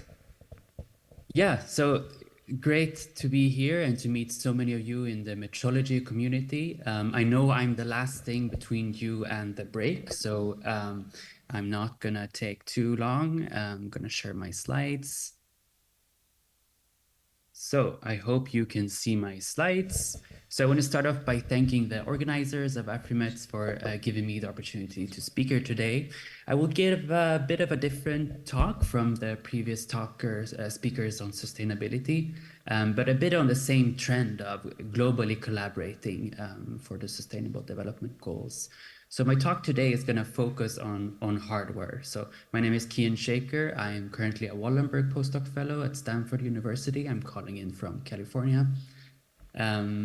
Yeah, let's get started. So today I'm going to talk about, I'll tell you a bit about my story of how I started in research and my thoughts in sustainability, how I got into that, and some of my thoughts on how we can think about sustainability in research and development of hardware. And I will use that as a segue to talk about open hardware. This is something that I'm a big proponent of, and I hope that I can convince you that it's very important that we work on open technology together. And then lastly, I'll spend a large chunk of my talk to talk about radiation technology. So that's my field and how I've been collaborating with some partners in Kenya on developing the first ever open solution for dosimetry. So a bit about me, I am currently in California, but I'm actually born and raised in Sweden. So I did a PhD in advanced X-ray imaging in Stockholm, worked with this guy here, Professor Hans Hertz. So he's an X-ray physicist. Here's a photo of Stockholm. You're never gonna see Stockholm as beautiful as you see in this picture. Many big parts of the year, it's just gray and dark, but Stockholm can be really nice. Then in 2022, I moved to California to do research on open X-ray technology. So I'm going to talk a bit more about what I mean with open. So I work with Professor Adam Wong. So I moved from a physics department to a more radiology department. So this is just for you to get a sense of my background, that I'm working on X-ray imaging. And last year, I had the privilege to visit Nairobi and meet some people that I'm now proud to call friends and collaborators that I'll share a bit later during this talk. Okay, so I mentioned that I did my PhD on advanced X-ray imaging. And so I spent many of my first years as an early career researcher developing very advanced X-ray imaging, building instruments with X-ray sources and detectors using the state-of-the-art equipment, very kind of exotic, cool instruments to develop new techniques to do imaging. And I did a lot of work in mice, because that's often the case. You develop new methods and you prove them first in animal models before you even consider doing it on humans. And it was successful. We managed to do very high resolution imaging of mouse lungs. We could see airways down to about 100 micrometers. So it's the thickness of a human hair in a live breathing mouse. I built another instrument where we developed X-ray imaging to look at nanoparticle distributions in mice. And we got these colorful X-ray images. So I'm sharing all of this to say that, what has this to do with sustainability? So towards the end of my PhD, I started thinking more and more about using very advanced technology who can really benefit from the things that I'm developing during my PhD. If I'm working with very expensive equipment, who can reproduce this? So I started to think more and more about accessibility of hardware. So I took a step back and I started thinking about the way that most of us think about X-ray imaging. And this is a image of one of the first images of a X-ray image of a human hand. I'm sure many of you have seen this before. More than a century later, our X-ray images, they look better, we have better contrast, we can see smaller things. But still, despite having X-rays for more than 100 years, X-ray imaging, even the basic form of X-ray imaging, is globally inaccessible. So we have data now saying that more than half of the people in the world have no access to medical imaging. About half of the hospitals in low and middle income countries have no X-ray units. And despite many of us are working on very advanced imaging techniques in research, in academic research, there's estimates saying that actually more than 70% of the clinical need globally can be met with a simple X-ray or with an ultrasound. So really these basic techniques. So this is what I realized towards the end of my PhD, is that the technology that we use for X-ray imaging, even the basic one, is very inaccessible. Another aspect is that a lot of the technology that we have today is not designed for sustainable maintenance. So these are two pictures from a hospital that I visited in Nairobi, but by no means is this unique to Nairobi. All over the world, you go to hospitals and you see broken medical imaging systems that maybe they were functioning, maybe there were donations that functioned for some time and then they break or they become too old. Manufacturers say, hey, we don't come and do any maintenance here because the equipment is obsolete.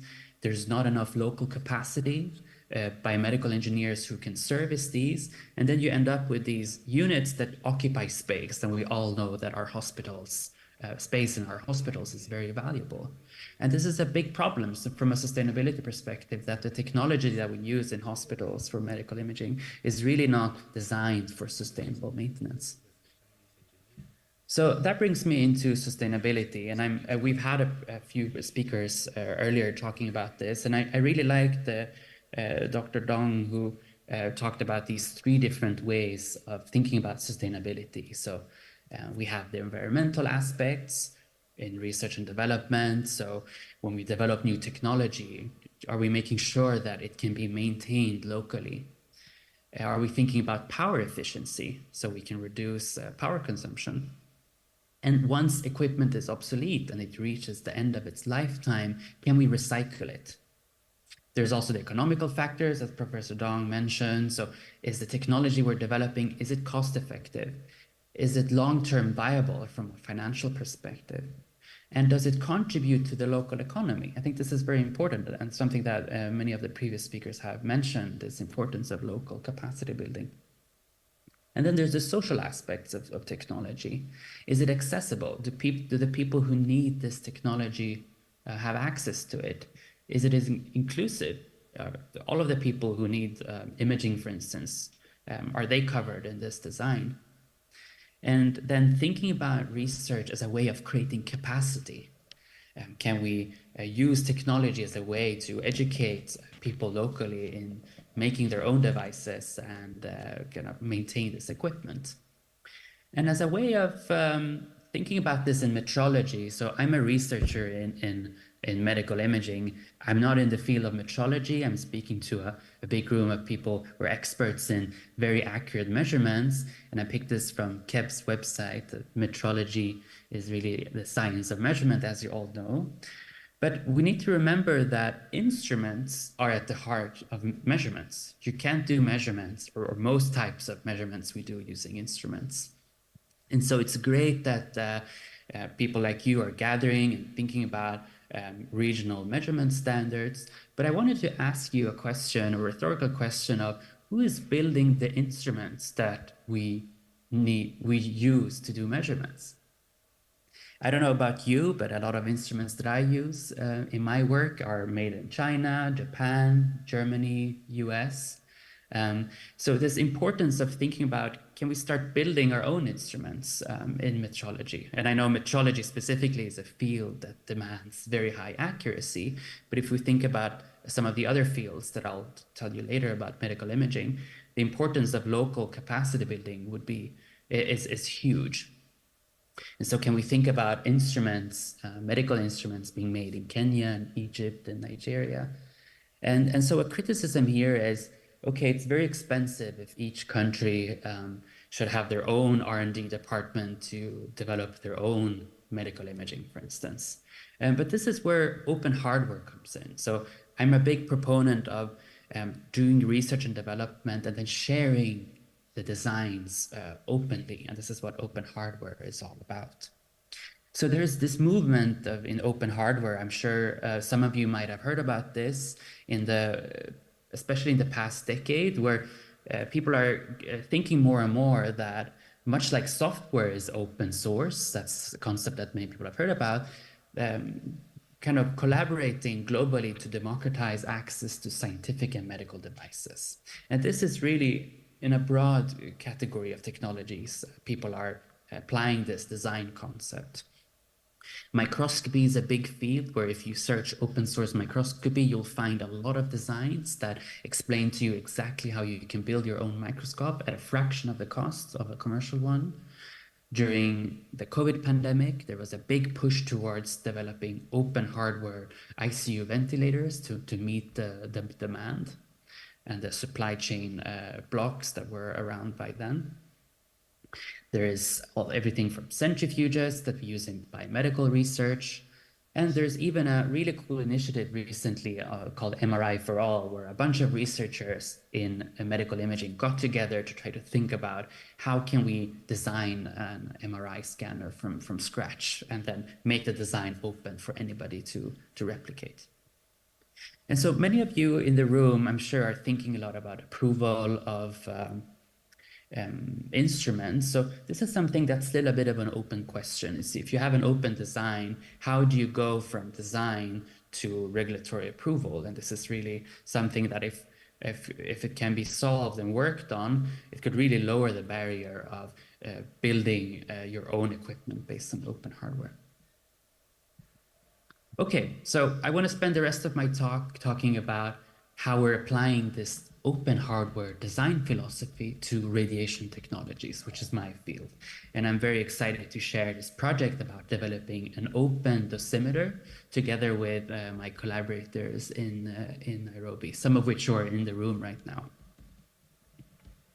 So together with a few collaborators, we have Nora Ger here, who's a radiologist based in Nairobi. We have Grace Ateka from KEBS and Enoch Anyenda, who's a lecturer in Nairobi.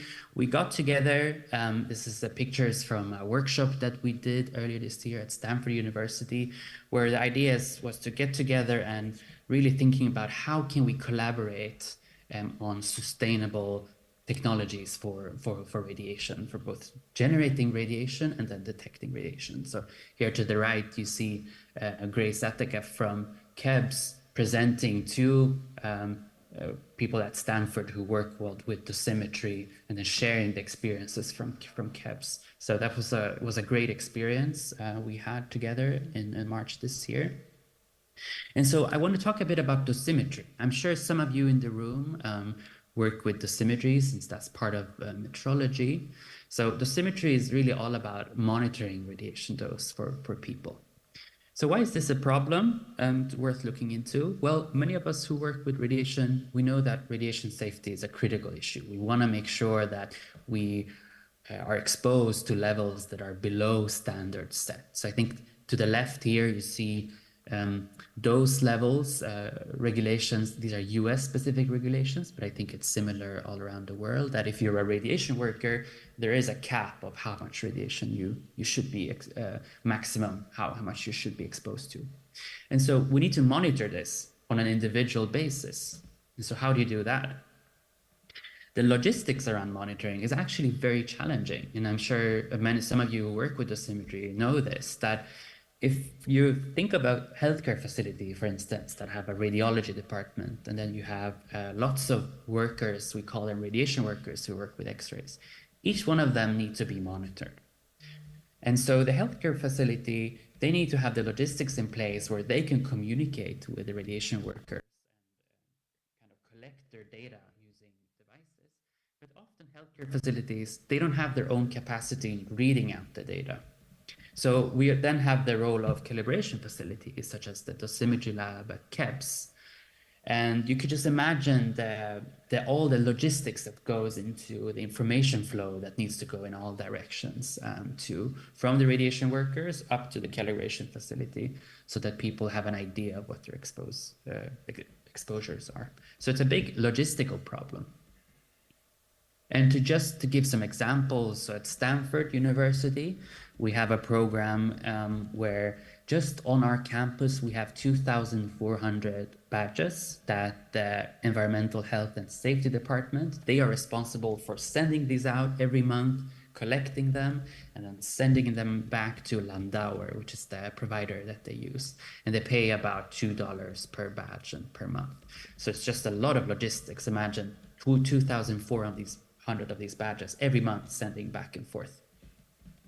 I know that in Kenya, through KEBS, there is a program that is currently being designed with about 10,000 OSL badges. These numbers might be out of date, so you'll discuss with the KEBS people. They can maybe update if this is different.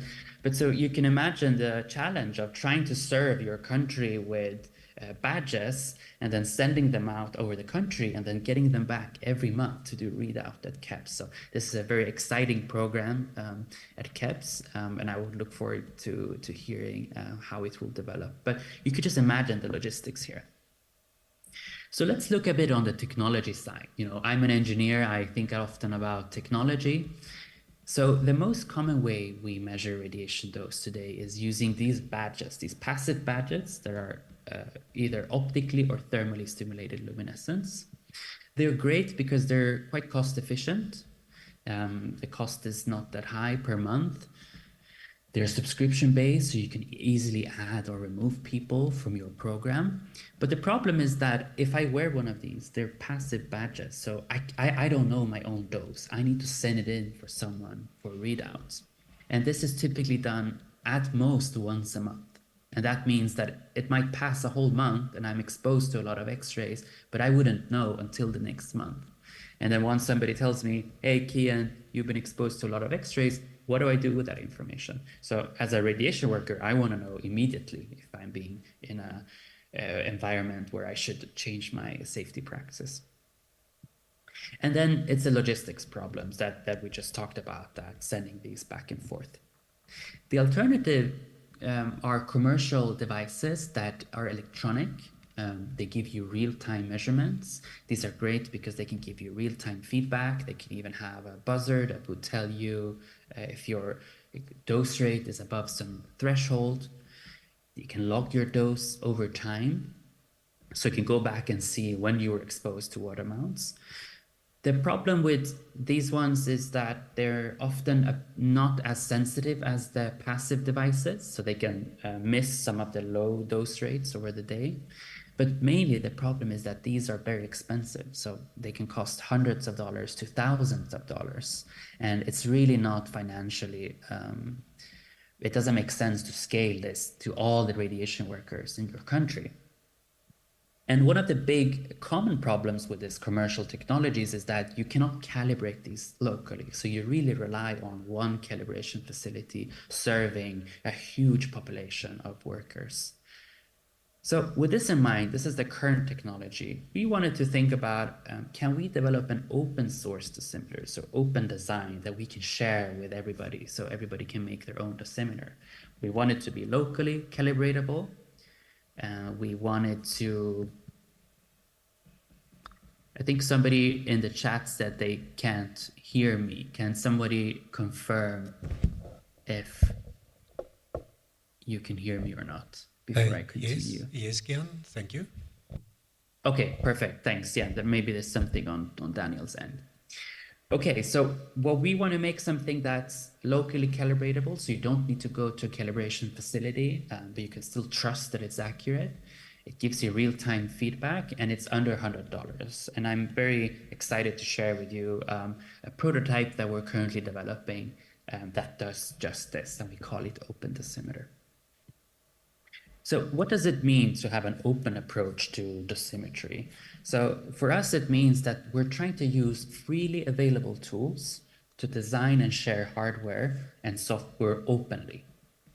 So this goes really across the chain, from the design step where we're designing electronics using free software online, and then we can share these files with anybody publicly on the internet. Anybody can then take these designs and then send them to circuit board manufacturers, typically in China, and then have them shipped anywhere. You can even have everything assembled on top of these circuit boards. And then we use the open source software to do programming of these devices so that they can calculate the dose rate. And so across the chain, from design to programming the final device, everything is open. All the instructions are on a website that I'll share a bit later that anybody can use. So a bit more about our device. So this is how our board looks like. This is what we get from the manufacturer in China. So any one of you can go online, you can download our files and you can order this. This costs about $20, just the board itself. And then if you assemble everything together with the display and the battery, it looks like this. It's a bit bigger than a normal dosimeter, but you can wear it on your belt or on your chest, like a normal dosimeter. And what's really cool, what we're really proud of, is that using americium, which is a radioactive element that you can find in any household smoke detector, we can actually calibrate our device. So normally you would go to a calibration facility like the one at KEPS, and you use cesium, which is a very high energy gamma radioactive isotope, and you would calibrate at a facility like that. But we've designed our device so that you can just take apart a smoke detector, take out the ionizing elements, which is in almost every smoke detector, and you can use that for calibration. So you could do it locally without having to go to a facility. And then this is how the display looks like. When you turn it on, it can tell you the dose rate currently live. It can make an alarm if your dose rate is above some predefined limit, and it can tell you your accumulated dose over the day. And what's really exciting is that this is a cost breakdown of the whole device, and the total cost is less than $100. So this is the cost of the components. Shipping might vary depending on where you are, but we're really excited about this because we're matching the performance of devices that cost thousands of dollars at a fraction of the price, and it's an open design, so anybody can replicate this. So what are our next steps? We are hoping to do a workshop at Strathmore University in Nairobi. I was actually planning to be in Nairobi today, but we had to postpone our trip. So hopefully later this month, we are going to do a workshop for students at Strathmore where they're going to make their own dosimeters. It's a collaboration with Grace at KEBS and Pamela at Strathmore University. And then we're going to make all of these designs publicly available. So actually, a lot of these files are already online, so you can go to this website. It's under construction, but day by day, we're adding more information on it. And then we're also making these videos, instruction videos of how you assemble this device once you have all the components together. So this will all be available, so anybody can order and make their own dosimeter. And we're really hoping that organizations like KEPS and other African organizations can take this as an opportunity to build their own devices and scale it. So from the perspective of me as a researcher, my interest is in making things open source design, but then it's organizations like KEPS and people like Grace who can really take this to the next level and bring it to the community. So I want to touch upon two related projects on radiation technologies that we're also working on that if you're interested, you can reach out to me later. So these are more upcoming projects. And one of them is on lead exposure. I think many of us here know that lead exposure is a huge global burden. Lead is a terrible neurotoxin that causes a lot of early development damage in children and also for adults. It's very bad. And to the left, you see these are common items where you can find lead. So a lot of old wall paints, old ceramics can have lead in the glaze, and in lead acid batteries, and then also turmeric. So a lot of sometimes spices they add pigments, yellow pigments in turmeric so that it would look brighter. But then, of course, this is a big health hazard. One of the best ways to measure lead is using one of these devices you see in the middle. So it's a handheld X-ray fluorescence measurement device. These are great. They can tell you almost instantly what the what the lead content is, but these are very expensive. So we are working on making this open hardware and then making it at a fraction of this cost, together with some other collaborators here at Stanford, Stephen and Jenna here to the right. And then a second project we're working on, so going back to X-ray imaging, which is really my core passion as a researcher. So we're trying to develop open hardware for chest X-ray imaging and really thinking about expanding access to tuberculosis screening at a fraction of the cost of commercial equipment.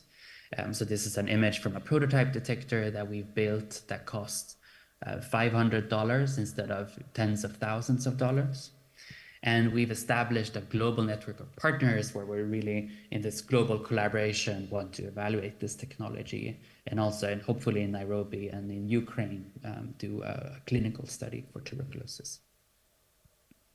So that's it. I have a few take-home messages that I hope that I can convince you that sustainability in research development is really key for improving hardware accessibility. So thinking a lot about incorporating that already in the research and development phase. And I hope I also convinced you that hardware is really at the heart of metrology. So I'm sure many of you agree with me, and then the importance of having the capacity to build your own hardware is just critical. The best instruments, the ones you can trust, ideally, are the ones you build yourself. And then I really want to encourage and kind of just what the previous speakers also talked about, the importance of global collaborations. I think Winand mentioned that the recipe for success is collaboration. So really collaborating globally on open hardware across, including all stakeholders from government, academia, and industry. And this is a very powerful approach to creating low-cost technology that really serves our needs and is accessible. With that, I want to thank the group that I'm working on here at Stanford and some of my collaborators, including my funding agencies. And then lastly, I just want to thank you for your attention. And if you're interested in collaborating on radiation technologies broadly, or if you're specifically interested about the dosimeter project, then here's a QR code that you can visit our webpage, and you can learn how to make your own. So with that, I want to thank you so much for listening, and then I'll head it back over to the chair. Thank you very much, Dr. Kian, for that very interesting talk. 1 o'clock in the morning, I believe, from California. So thank you so much. I think we really are now pressed for times, but thank you so much. And you are online. You're welcome to send chat to him. Obviously, he will probably go to bed soon. I think he's probably at that point. He hasn't got an app. He's still going to bed, but you're welcome to send the chat quickly. On that point, then, we have to break. Can I please ask you that we break only for 20 minutes and return about 22 to be able to start a 11:45. We will then proceed with COMET and then Euromet. Apologies to the online, just for moving the agenda around. We had to do it because of the availability of people. So thank you so much. But we will then rejoin 22 and start latest at the 1:45 with COMET, and immediately after that, Euromet. We are now going to break then. We take a photo, but since we only have 20 minutes, let's make it quick. Let's walk out, line up against the wall here. The photographer will be there. We take the photograph, only the official photographer, please. And then we have our coffee. And you're also welcome then, I hope it's allowed, but if you have not finished your coffee, to bring it in so that we can start at 22. Thank you. And thank you for everyone online for participating. Until now, see you in about 20-25 minutes. Thank you.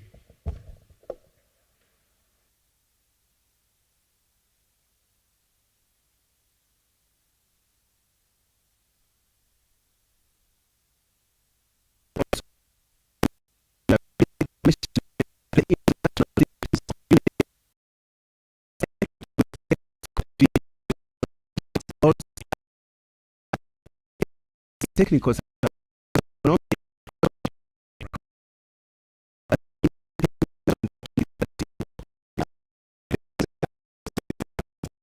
measurement to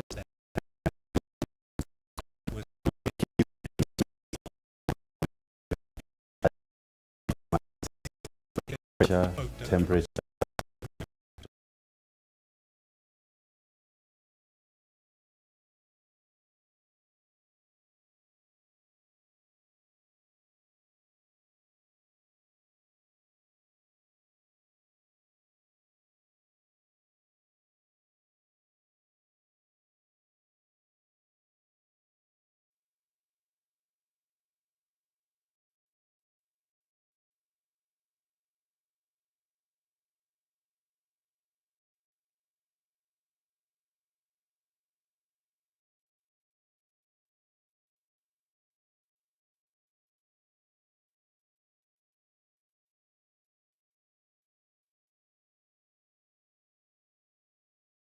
For cheese.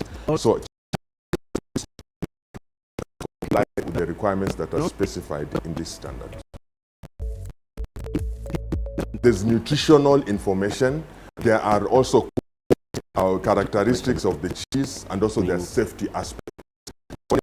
The aspects are looking at things like contaminants, like specified. The limit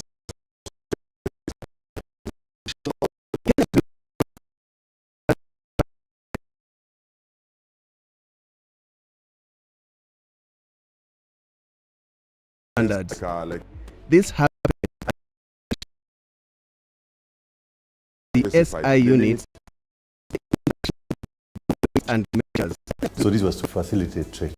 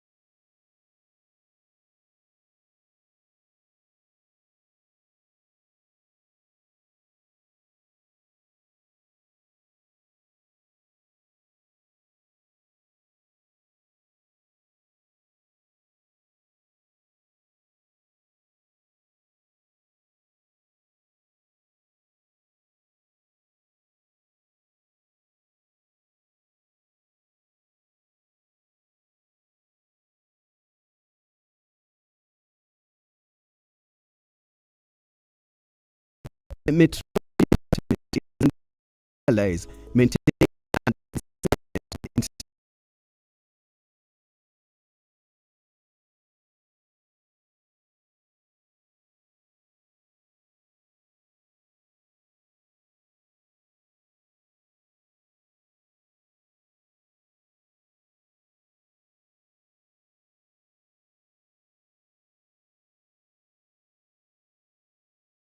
amazing piece of who you are is physicist.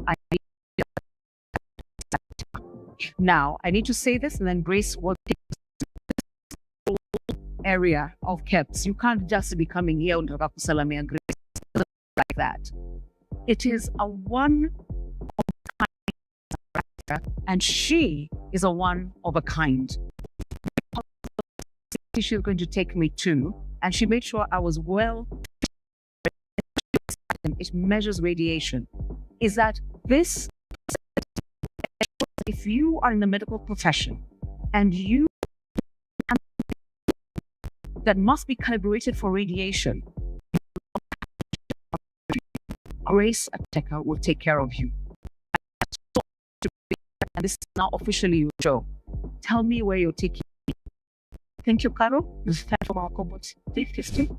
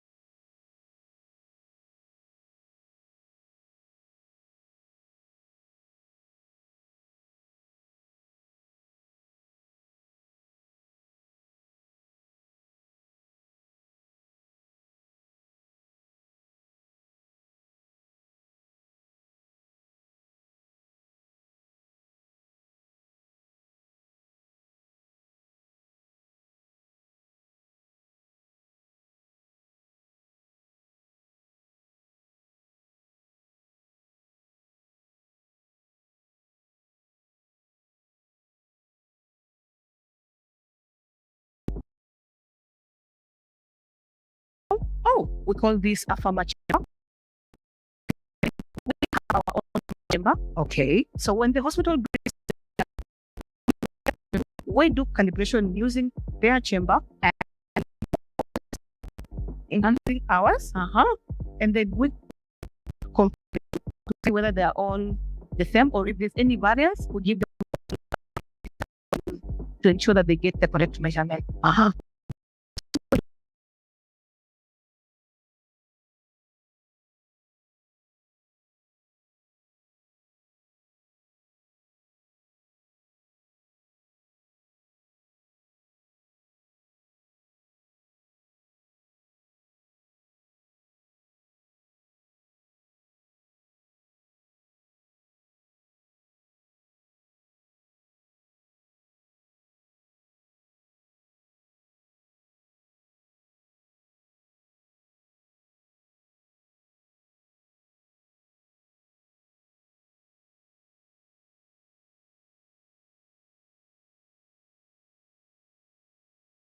To be exact. How long does this process take? This is almost 3 hours.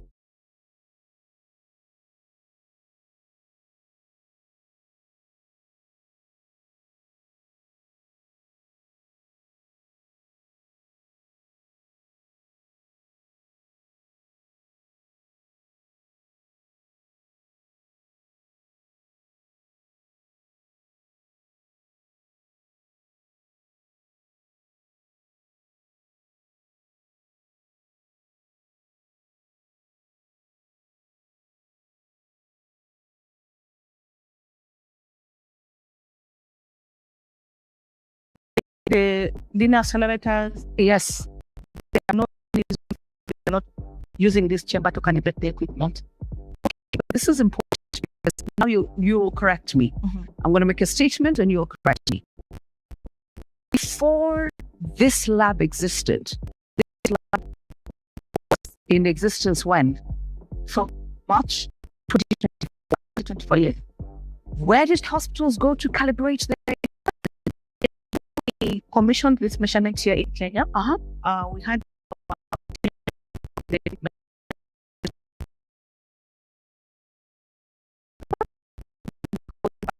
there was no such time.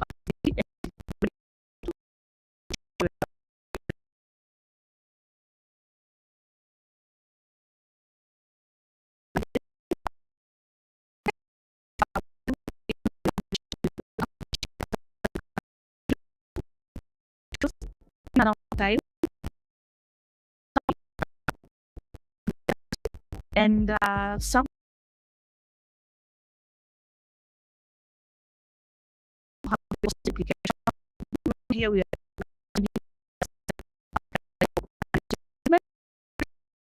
do it here and now we're outside. And then also go to more than 1 week. Yes. So this unit, what you're able to do here, this is where you correct me. Say time. Money. Yes. This thing has to be shipped. Yes.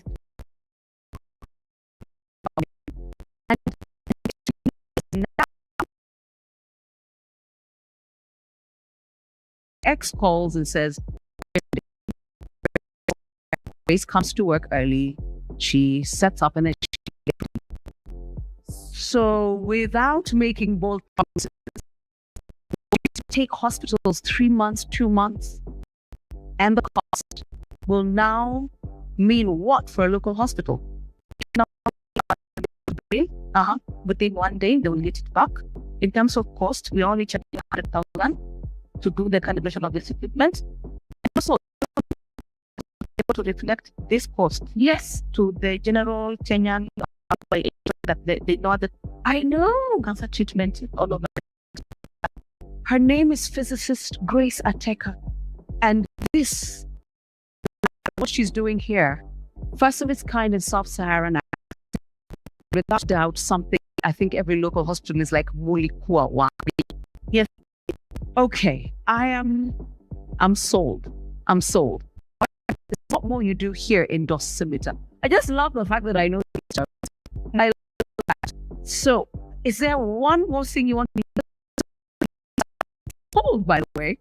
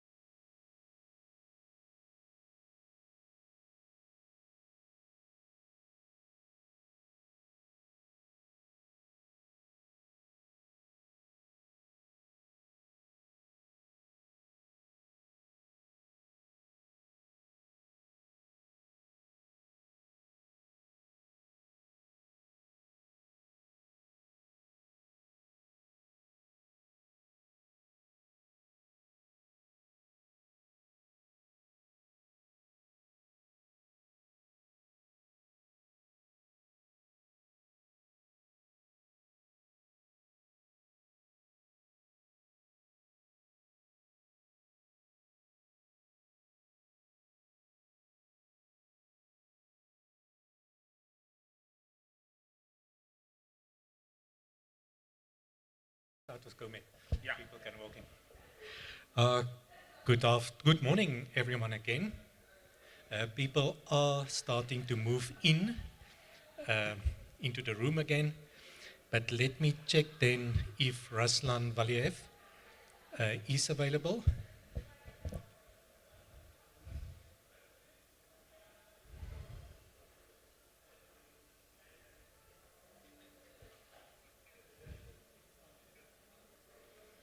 Okay, I do hear someone speaking. Is it Ruslan? Good afternoon, dear meeting participants.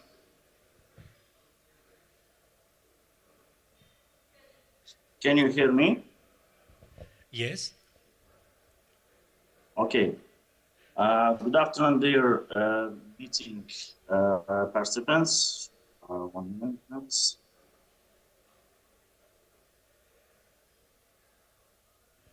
Yes, I can see your presentation.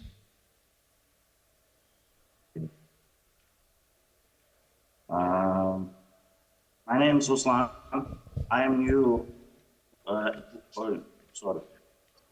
My name is Ruslan. I am new employee of the Comet Secretariat.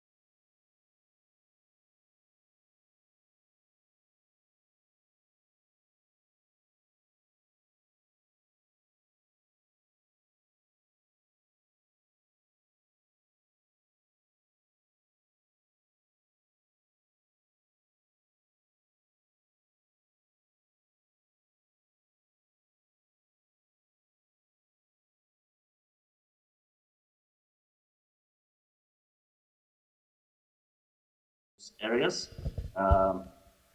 Mustafa Çetintaş, cooperation on innovation and joint scientific research area. Azar Gurbanov, cooperation on development and peer review of quality management systems area. And Sinfa Day, cooperation on capacity building in the countries with emerging meteorology systems area.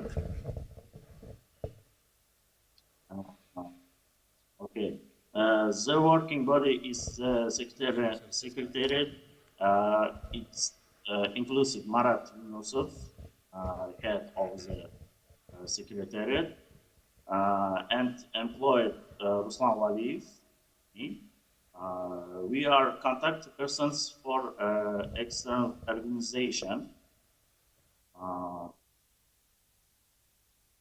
Thank you for your attention. Ruslan, thank you so much. That was very clear and perfect. Thank you so much. We really appreciate it. And any quick question perhaps for Kumet? Of course, we have very good collaboration, AFRIMETS with Kumet. We participate in the sorry, I lost sound. You can't hear me? Okay, it looks like Ruslan can't hear me. Can someone perhaps that's online just put in the chat to him to do? Sorry, lost sound. Yeah, or Donald, say thank you very much. So we will go over to Euramed. Zemblest to this, if you have any questions, please write to me by email. I will be glad to answer to you. Thank you, super. Lost sound. Yeah, Ruslan has looked like he has lost sound with us, but perfect. He said the same as I did, that if you have questions to Kumet, and you can just write, those of you that are online, thank him. Please thank him for his presentation. So I think, can we then unshare him? And then we are going to Euramed. And obviously Euramed is also an RMO that we have substantial collaboration with. Many projects, they have been to many of our General Assemblies. As far as I know, Dolores Del Campo, Dr. Dolores Del Campo, the chair now of Euramed, is online. Also, of course, one of our CIPM members. Hello. Hello, Dolores, we can hear you. Can you hear me? Yes, perfectly. I can hear you. Thank you, Aynan. I am going to try to share my screen. Good.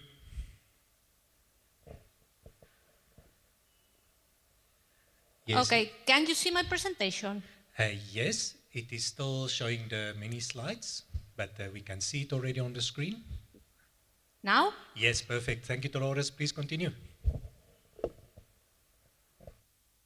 Okay, thank you. Thank you, Aynan. Thanks a lot for the invitation to make this presentation on the Euramed activities and because the idea is I will speak first about our news, our recent news and our recent change in the Euramed structure, and I will finish trying to explain how our secretariat is managed and how we have achieved our sustainability of the sustainability of our organization. So, this is the current structure of Euramed. So we are made up of 39 national metrology institutes plus 81 designated institutes. I would like to inform you that in our last General Assembly in June, we accepted as a full member of Georgia, and we are currently also working on the full integration of Ukraine in Euramed. We also have 16 international liaison organizations, such as all the RMOs, the BAPN, OEML, WellMec, Eurolab, Eurachem, and so on. So this is the current Euramed chairpersons. For the first time, we are 3 women in command. Myself as chairperson, and we have Miruna Dobre from Belgium as vice chairperson of the General Assembly, and Maguelone Chambon from France, Eleni, as the vice chairperson responsible for research. So our vision, the vision of Euramed is to be the leader in the development and application of measurement science, enable Europe to be competitive, healthy, and sustainable through innovation. So our mission is to develop and maintain an appropriate, integrated, and cost-effective measurement infrastructure for Europe, aligned to the needs of society and industry. So we have very recently, around a couple of years ago, we have developed a new strategy and ambition, and our strategy is have five main objectives or five main targets, and are to engage with the stakeholders. This is one of our priorities. To advancing in the quality infrastructure in Europe, to support the joint research projects, to collaborate with our policymakers, especially with the European Commission, and to give added value to our members, especially related to training and capacity building. That I think, in my opinion, is one of the strongest points of our association. So some highlights of the last year. I would like to inform you that Euromed has developed in the last years horizontal structure to try to deal with the new challenges in society and industry. This new structure have an horizontal focus. So, for instance, we have, we call them the European Metrology Network, and such as the one on clean energy, on radiation protection, climate and ocean observation, energy gases, advancing manufacturing, and so on. And these European metrology networks are key pillars on the European metrology research programs, as they are the structure that are in close contact with the stakeholders, and they develop the strategic research agendas that are the guidelines for the European research programs. So regarding on activities on the CAPM MRA, so the Euromed technical committees, the Euromed vertical technical committees are major contributions to the global metrology system. This graph tries to show our current calibration and measurement capabilities, our current CMCs, and our current participation in the key and supplementary comparison. As you can see, Euromed is the regional metrology organization that contribute the most on the CMCs and the key comparisons in the BAPM database. With regards to activities in capacity building and training, I would like to mention that our calibration guidelines, our technical guides, and other guidelines documents are used as reference worldwide. In 2023, we have more than 100,000 downloads of our calibration guidelines. And I would like to inform you that we have new guidelines in development, and we have some of them that are under review. We have also developed a new category, what we call expert documents, that are producing with within our research project, and are generated or by our metrology networks or by our technical committees. And these guidelines can be downloaded from free from our website, and are available to all our members and stakeholders. So I would like also to share with you some news regarding the quality infrastructure in Europe. So by the end of 2023, we have established the European Quality Infrastructure Network with the signing of a memorandum of understanding between Euromed, WorldMed, EA, and CENELEC. So this is a partnership of regional quality infrastructure organization that with the main purpose to collaborate to strengthen the quality infrastructure in Europe. And regarding training and capacity building, as I told you before, I think this is one of the strongest points of organization. So in between of capacity building activities in the last year, we have developed 3 research potential projects, 3 training courses, and 2 mentoring scheme award. And I would like to inform you that we are preparing and coordination and support action on capacity building with a budget of 1 million euros. With with this budget, we will fund research, mobility support, mentoring scheme awards, and training events. So just as an example, I would like to share with you this picture of the second summer school on temperature and humidity that took place in September of 2023. And we have 8 lecturers from 7 different countries. We have 57 students from 22 Euromed countries, but also we invited attendees from other RMOs. So we count with participants from 9 countries from other RMOs, some of them from AFRIMETS.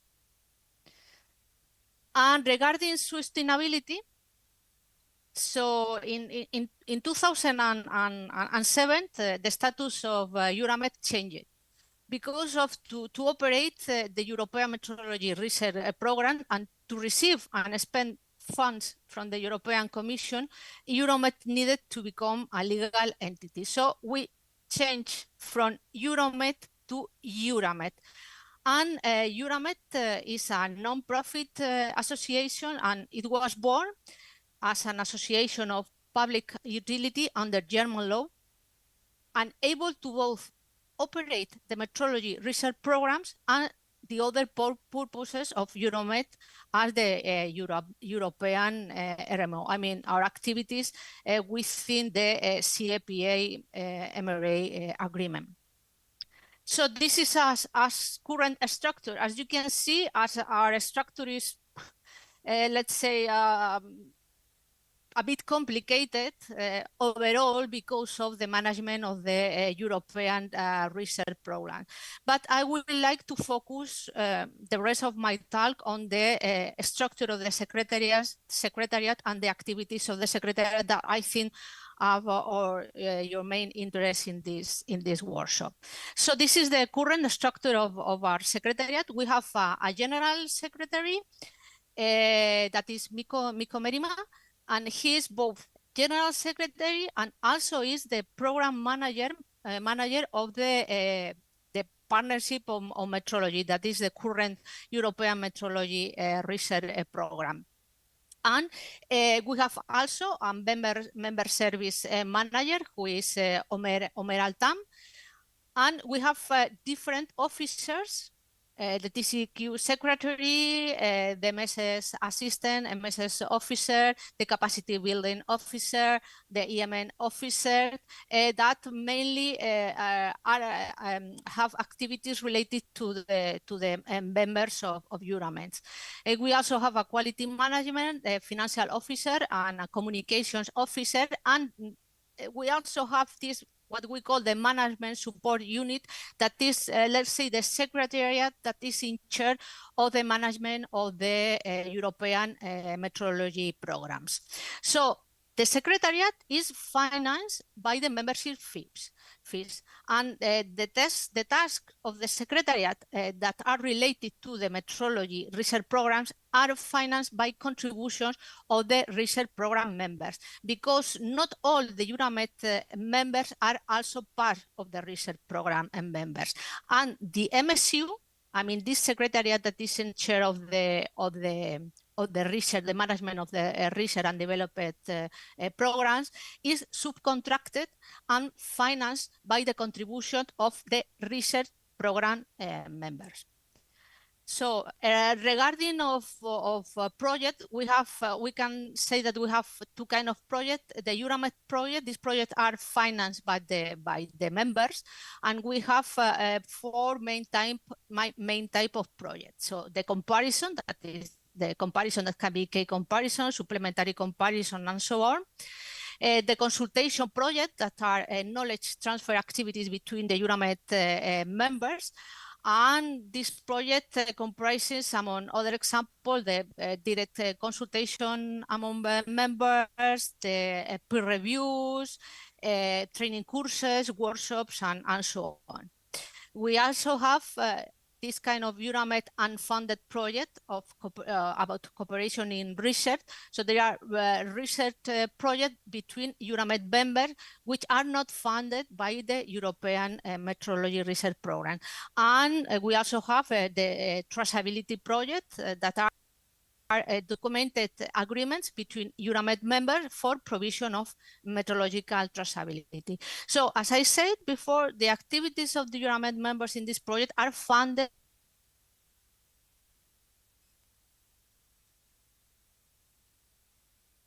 register the new project, to register the changes and progresses of the system project in the technical committee project database, and also to consult with the coordination, the DC chairs in case of open question, misinformation, inconsistencies, and so on. And regarding the European metrology program, the one that is in place is the European Partnership on Metrology, and the objective of this program is to provide effective metrological solutions to technological and societal challenges, as well as increase collaborative research between industry and academia. So this partnership is funded by the European Union with a total budget of 690 million euros. And this program funds a research project that address the European and global challenges, including the European Green Deal, the European industry strategy, the digital transition, the better health for all, and so on. And the management support unit is the part of the secretariat that handles and manages this program, and is subcontracted. I'm sorry, I hear an echo.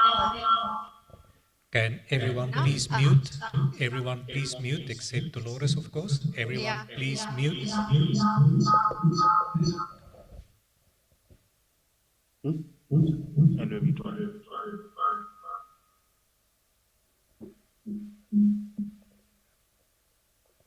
Dolores, you are now muted.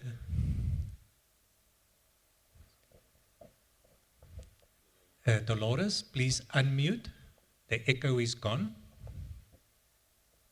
Good. So the budget for the UN member services is agreed every year by the General Assembly. And it's also agreed the total contribution expected from the members. So fees for EURAMET members and associates are determined by the General Assembly in terms of a unit chair as a basis for the chair to members, corresponding applicants and associated with an observer status in the General Assembly. So the members are then chaired, the unit chair times the factor for their country. And this factor is based in the UN, the United Nations coefficient. The corresponding applicants and the associated with an observer status in the GA are chaired 0.5 times the unit chairs times the factor for the country. And we also have a common fee to be chaired to all associated designated in the institutes, independent of the country. So this is the basic information, the basic status of our finances. And this is all from Ansai. I open to your questions now, or in the chat, or by email. Thank you a lot for your attention.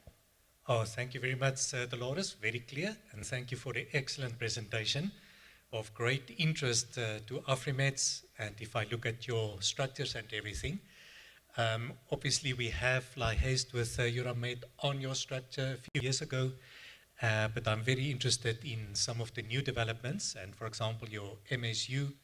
So we will definitely be in contact. Also, for example, I find that the fee for the designated institutes very interesting. We do not have that many in Africa, but we do have countries like Tunisia with NMI and then 2 designated institutes. So that is something that we have not really thought about yet, of how to do that. And I see you've thought about it a lot and you have implemented, so we will definitely be in contact. We've got time for perhaps one more question to Euramed, but I think we work with them a lot. Any questions? If I might add something about the fees for the designated institute, we implemented that because of the burden for the TCQ. I mean, as many DIs have a country of RMO, as higher is the burden of the TCQ in reviewing the quality system. So that's the reason why we have this additional fee for the designated institutes. Thank you very much, Dolores. Dr. Noah Emat-Galet is also here, the chair of our TCQS. So we will definitely be in contact and to learn a little bit more about that. But thank you for that clarification.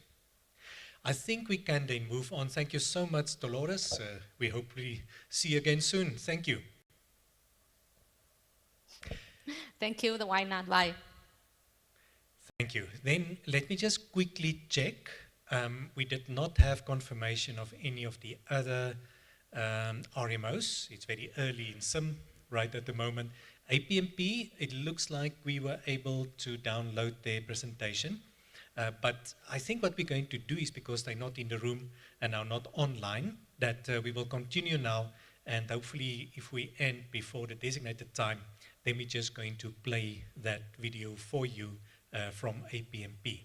And obviously we have got associate members of APMP, at least 3 that I know of in the room.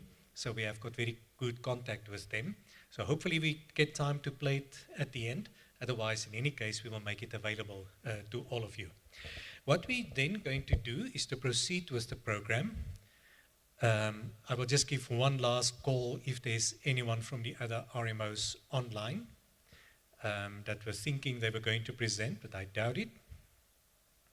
No, the Secretariat also say no one else. So thank you very much. What we then going to do is to proceed, and the next presentation is actually mine, and I'm going to share my screen with a presentation on the AFRIMETS sustainability.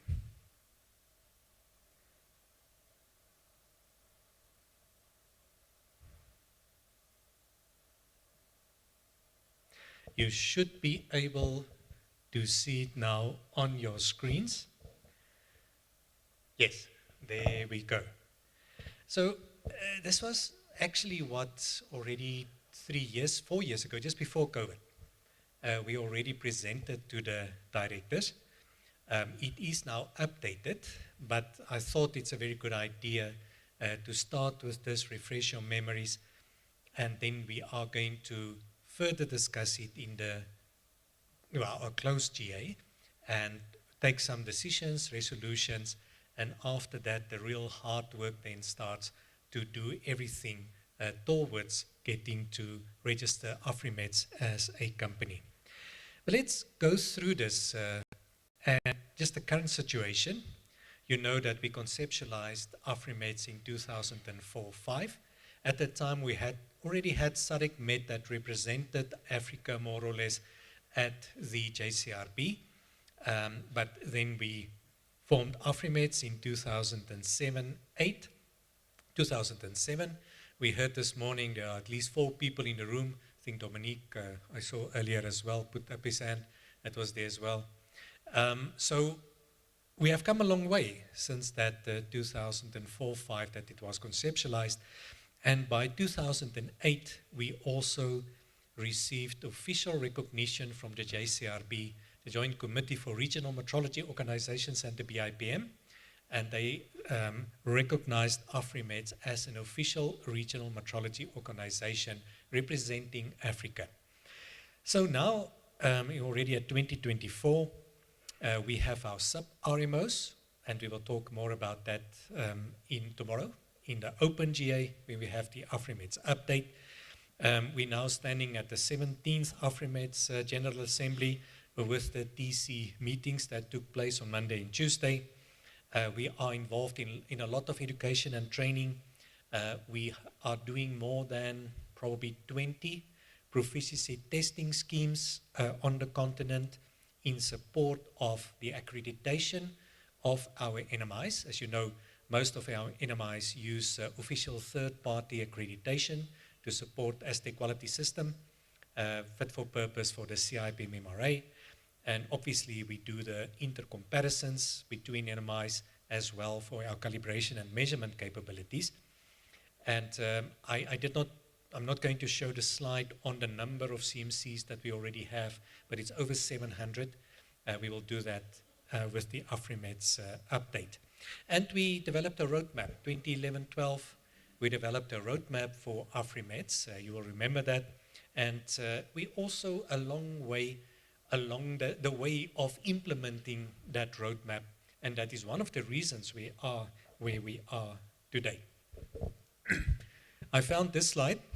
We always show it at the update. I'll just show it very quickly here because the chair will talk to that tomorrow. But just where we were in 2007, you know that we categorize the capability of our NMIs in terms of, are you a member of the BIPM, associate of the CGPM, do you have an identifiable metrology function, and are you participating regionally, even if you're not an associate or member. And we have moved on. Obviously, we would have loved to have even more countries there. I can say that this is actually a slightly old map. I think it was 2022 that I renamed 2024.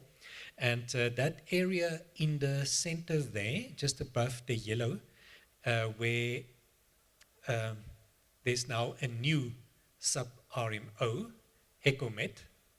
Of course, now the color has also changed. So my apologies to ECOMET that it is not showing here perfectly, because those countries there, I think you know where I mean, just above Nigeria, there, Togo, Benin, that whole area there, above them, there are also now very good collaboration, and ECOMET is doing an excellent job there.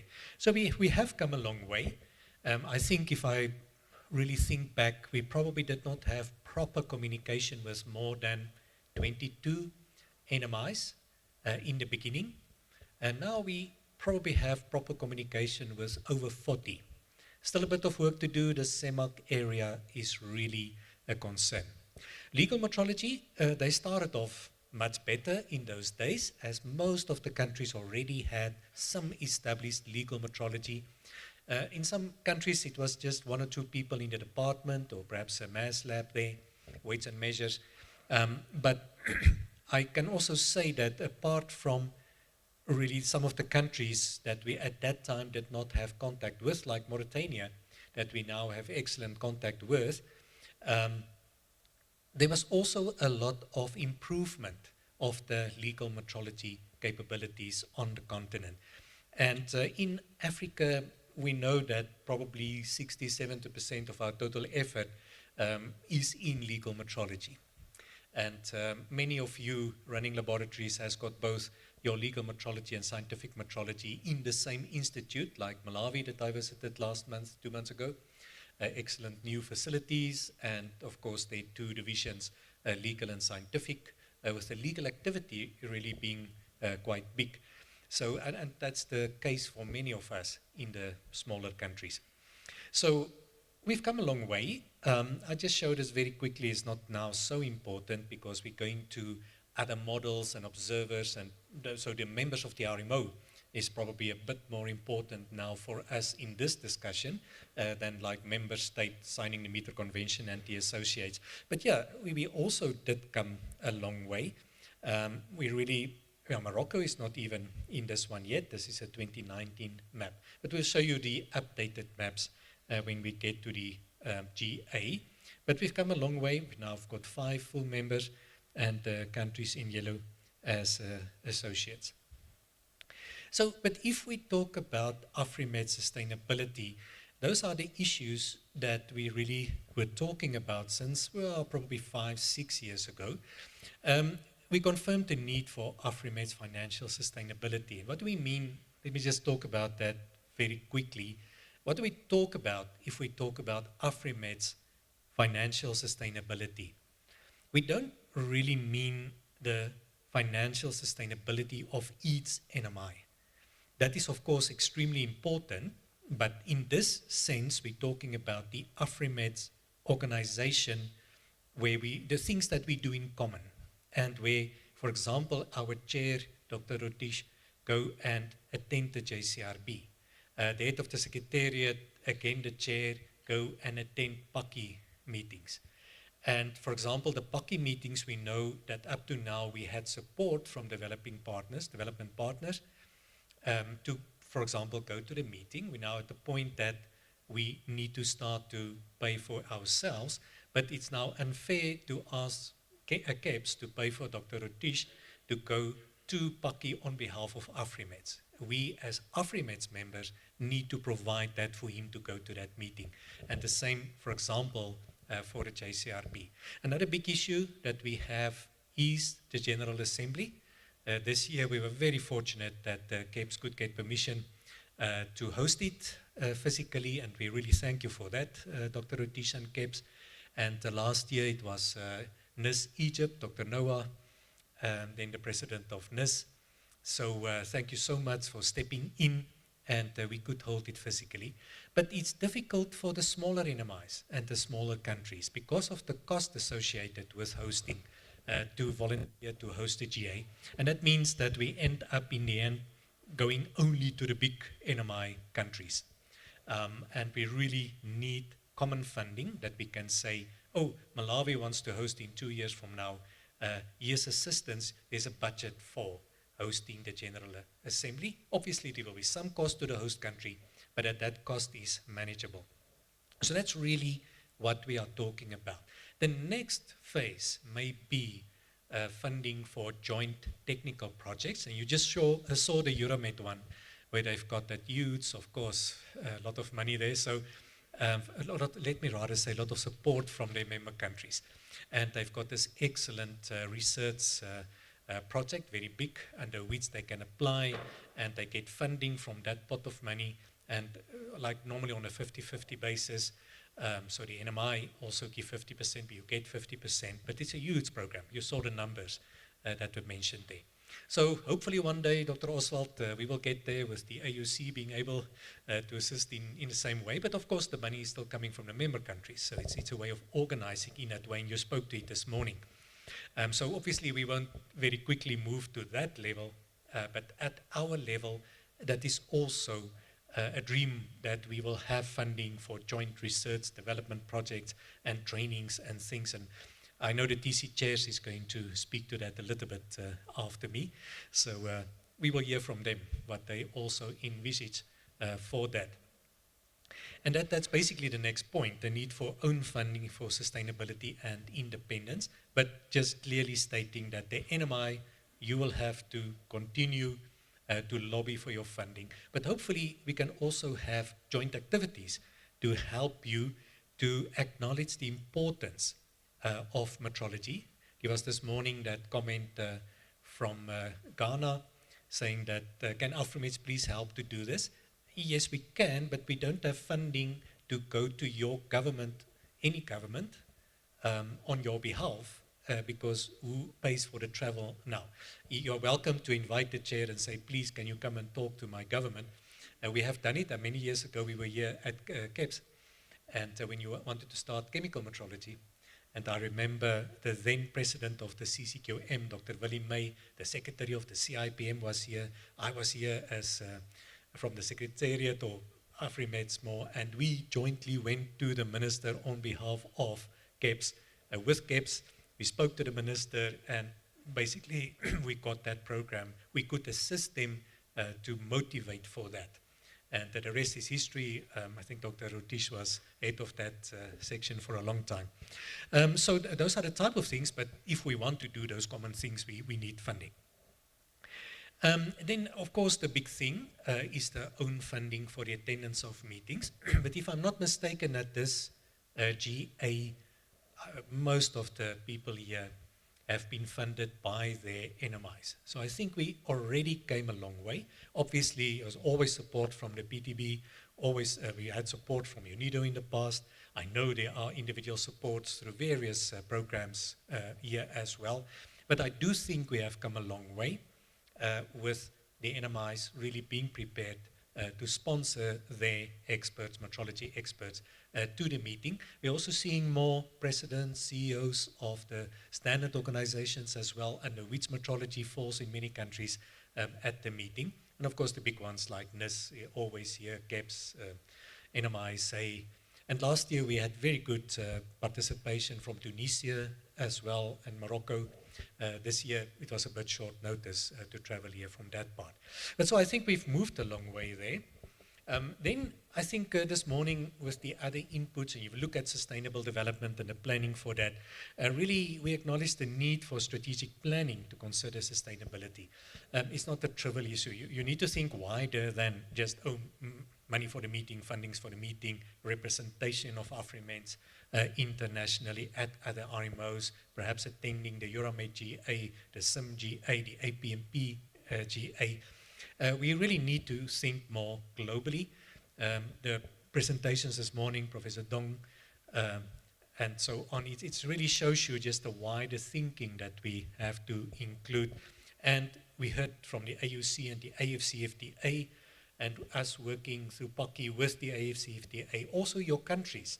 We ask our experts, please try to get into your expert delegations attending the technical committees. Dr. Oswald can help me if I'm not using the right terms, but really at the national level, there are those TBT committees, and at the AFCFTA that goes and discuss these things. And it's very important that as metrologists, we join that, because again, that is where we are able to showcase the importance of what we do. But as I said this morning, there we need the right words. Don't tell a minister that you want to improve your uncertainty from this to that. That doesn't mean much to them. You need to speak to them in terms of the AFCFTA goals, the sustainable goals. Then they listen. So I'm not going to go into great detail in these type of things. I just tell you a little bit about at least the progress that we had just before COVID, and then COVID really put a spanner in the wheels for a year or two or three, and we struggled to get going after that. But these were type of the things that we set, the strategies, the development of the technical infrastructure, the strengthening of the AFRIMETS institutionally. We already spoke about that, and if you look at the Europe model, skills development, political recognition. Now, for example, the political recognition from the time that we made this slide to now has been achieved. I think somebody mentioned it this morning, and Dr. Oswald, and so that has been achieved. We have got the political recognition, and we can now build on that. At that time, we said in our strategy that we also need to be very conscious of the different levels where our country economies are, and accordingly the NMIs. So they are the least developed countries, and we have got a group of them in Africa with quite small legal metrology, and perhaps someone that talks about scientific metrology, but not really an institute.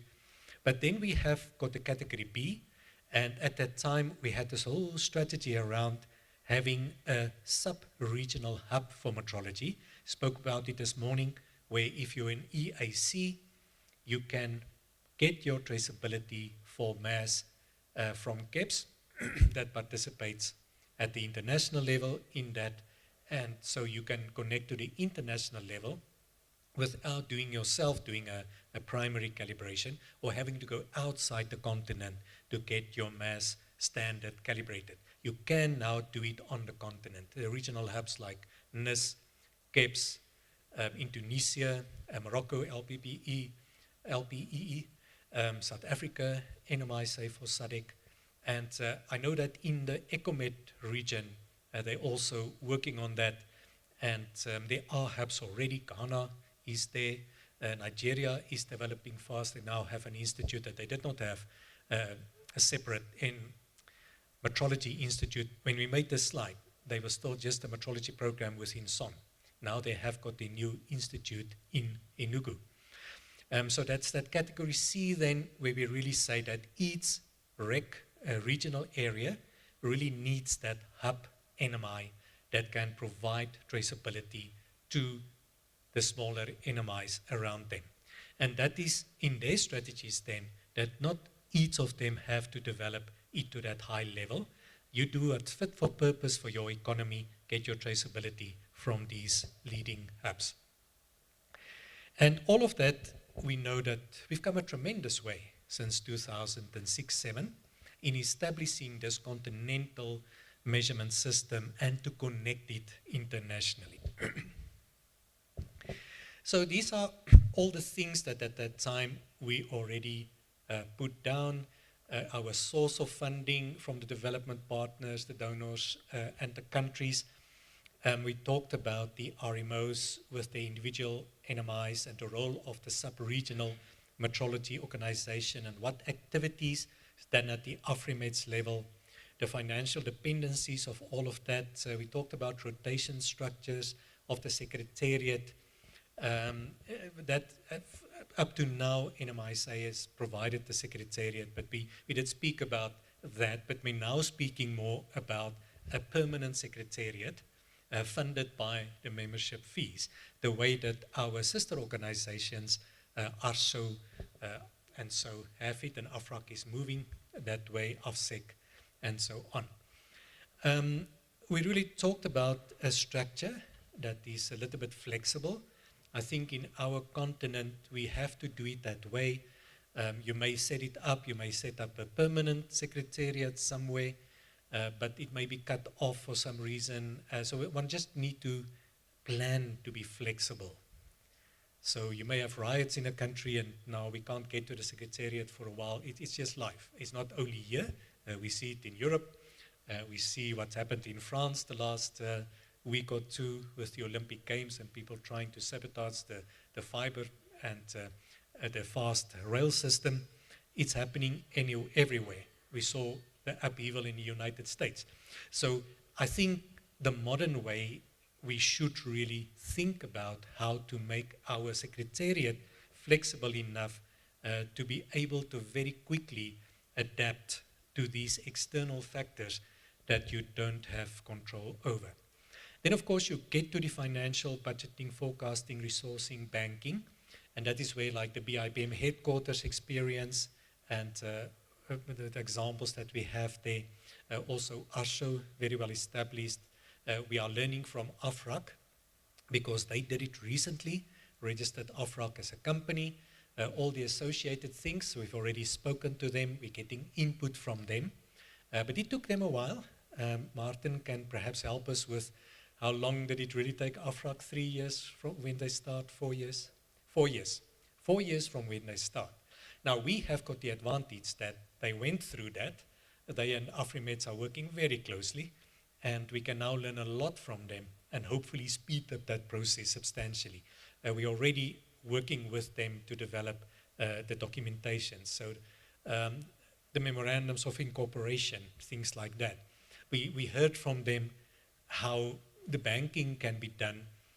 Obviously, issues such as the moment you register a company, you need directors that are willing to give all their detail and for the banking, so and all their financial detail and things. That is not a trivial issue. Can you just ask the current office bearers, Dr. Rutish, please give us all your information, your banking account, your house, everything that we can put on a list, because Dr. Rutish will immediately say, but what happens if something goes wrong? What happens to my house? And do people want to give all that personal information? And that becomes quite an issue. So we will have to, as AFRIMETS, say, okay, fine, this is the way that we're going to do it. If you put up your name for that position, you must please be aware that you will be required to provide all that information, etc. There are certain liabilities. We will have to look at insurance for those directors, that type of thing. So you really need to set up all of that. I know many of you were involved in setting up companies. I was very involved in setting up the NMISA when we was just a program within CSIR South Africa in 2005, and then in 2006-07 we became the NMISA. So that process I ran it basically with support from other people, but I was the main player there. So yeah, we've got experience of registering companies. We already started to find out where can we, for example, register a bank account. One of the big issues are, for example, you must be very careful that you make sure that all your members can interact with that banking account in that country. And like, for example, at the international level BIPM, we now have problems because if, say, a country, one of our members, is subject to somebody say, we don't like what this country is doing, and there are sanctions, and suddenly that country can't work with the bank in France, where our banking account is for the BIPM. So we are experiencing that right now, and I think we are learning a lot there. You know, we had people arriving in Paris with a suitcase full of money, and you want to avoid that because you also can't accept that. It becomes a problem. And next day somebody's at your door and asking, where does this suitcase of money come from? And if you want to go and bank it, the bank wants to know, where did you get this suitcase? So it's really practical things that become very difficult, and that we need to make sure from the start it's researched properly. We are very sure that we set it up in a way that is accessible. Again, we can learn a lot from AFRAC. I spoke to APMP a lot, and I have good friends there, and they already gave us a lot of information and how they do it. And that is also where they've got a permanent bank account in one country, and that is quite accessible to everyone. And those are the type of things that you need to do. So that political side becomes quite important, and you need to have your risk factors and have it on paper there, and your plans for mitigation. Say, for example, we register a bank account in Lesotho, and something really happens and we can't access that. What do you do then? What is the next factor? Can you have a second bank account in another country, for example, or how will you then do that? So those type of things. And then we've got our regs, and they've got head offices, and they've got systems, and how do we interact with them and perhaps make use of their systems, like ECOWAS, very well established now.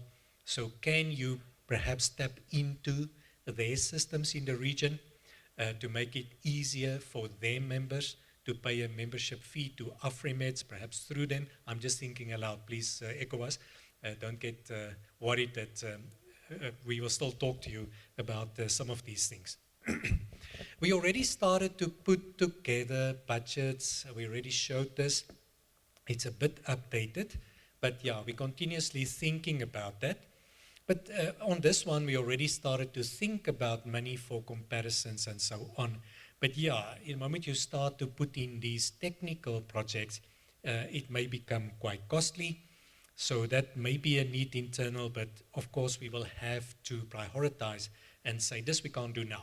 This we can only do in a few years, where the AUC, AFCFTA system is really so established that there may be a project funding available from the member states towards joint research projects, the way they do it in Europe.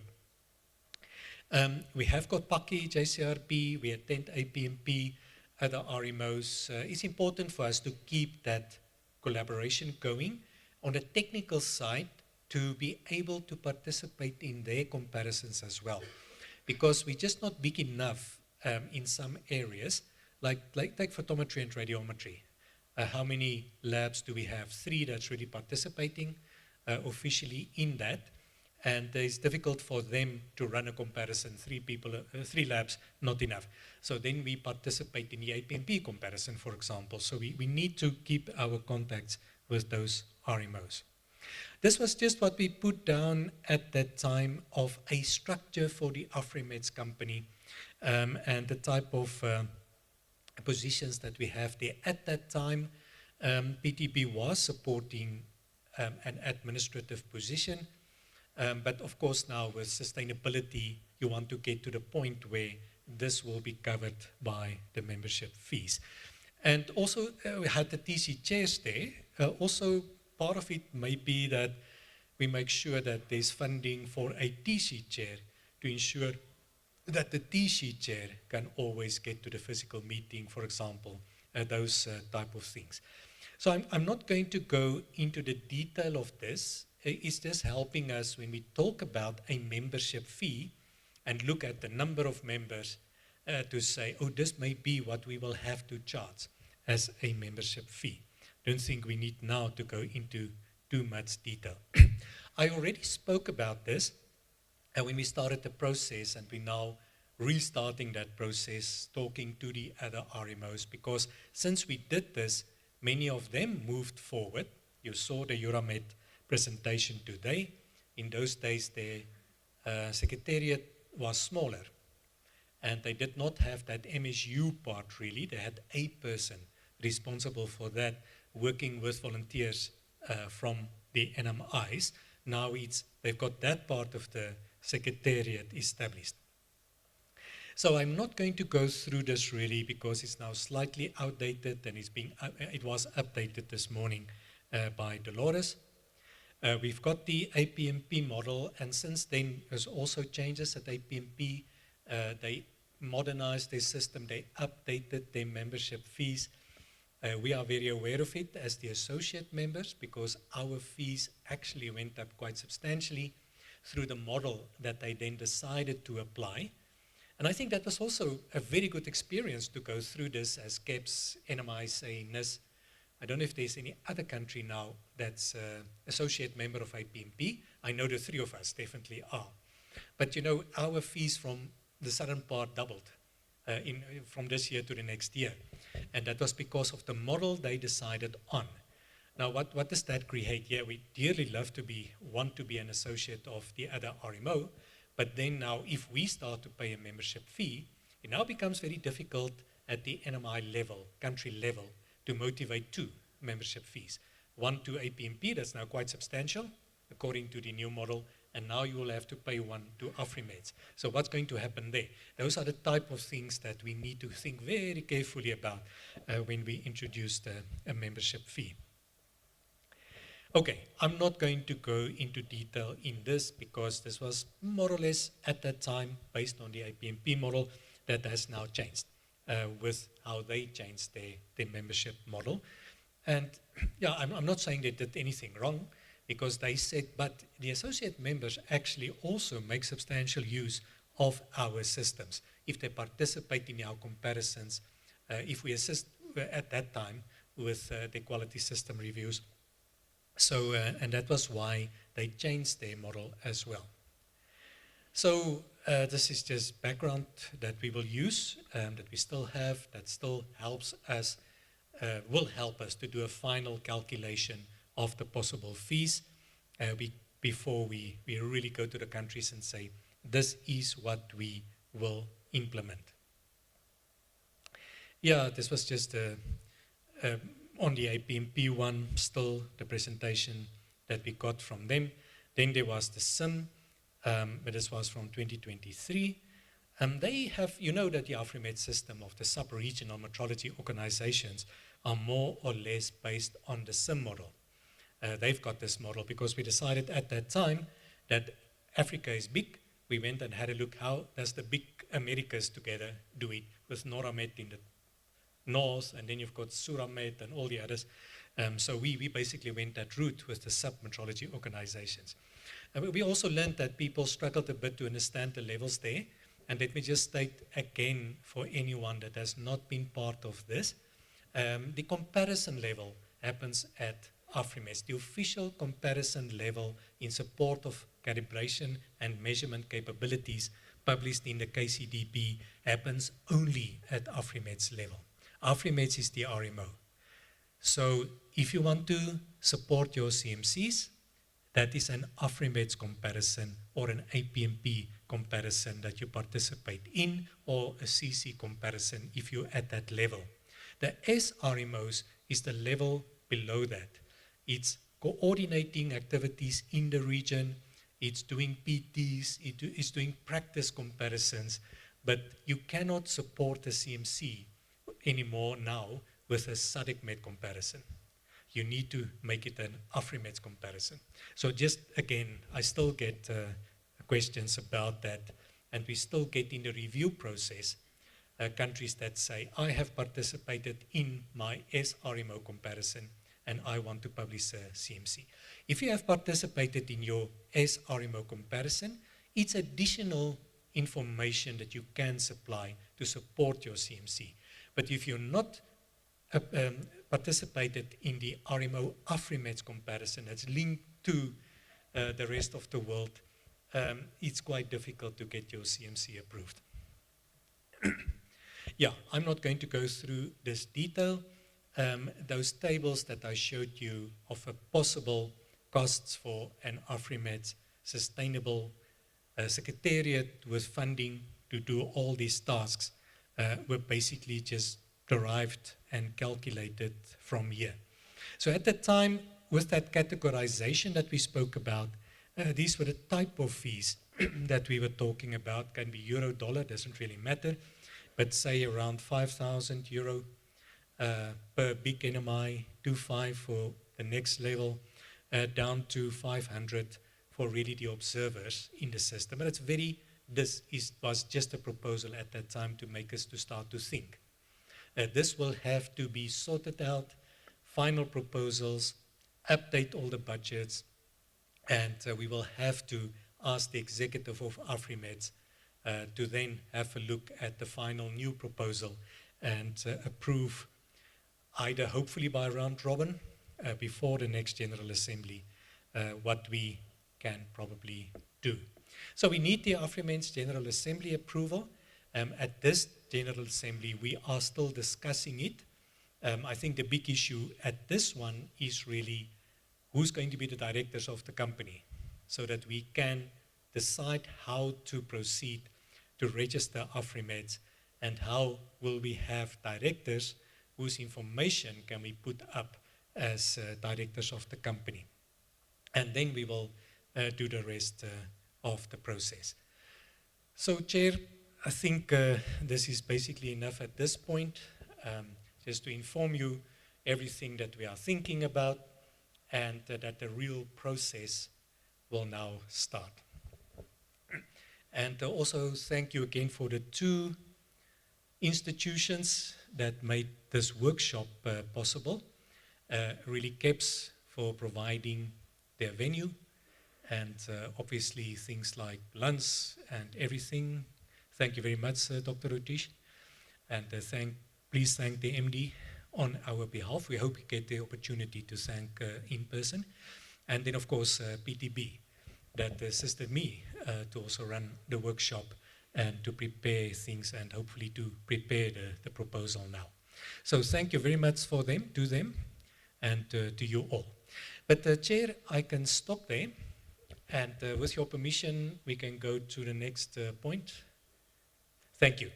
So the TC chairs had the workshop, and they also discussed what do they see as sustainability, what do they think the technical side need.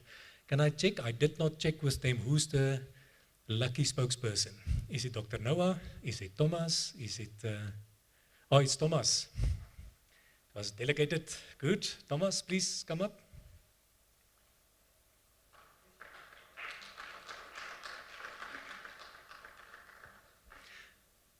So we will give over to Thomas to give us the perspective of the TC chairs, probably 10 to 15 minutes. I think he's just checking with the secretary at the time that you have. Good. So for the online, Thomas is coming up. Thomas, over to you. I think you all know Thomas. He's from NMISA South Africa. He was the chair of TC Mass and Related. Are you still, Thomas? Good. Over to Thomas. Thank you, Dr. Lu.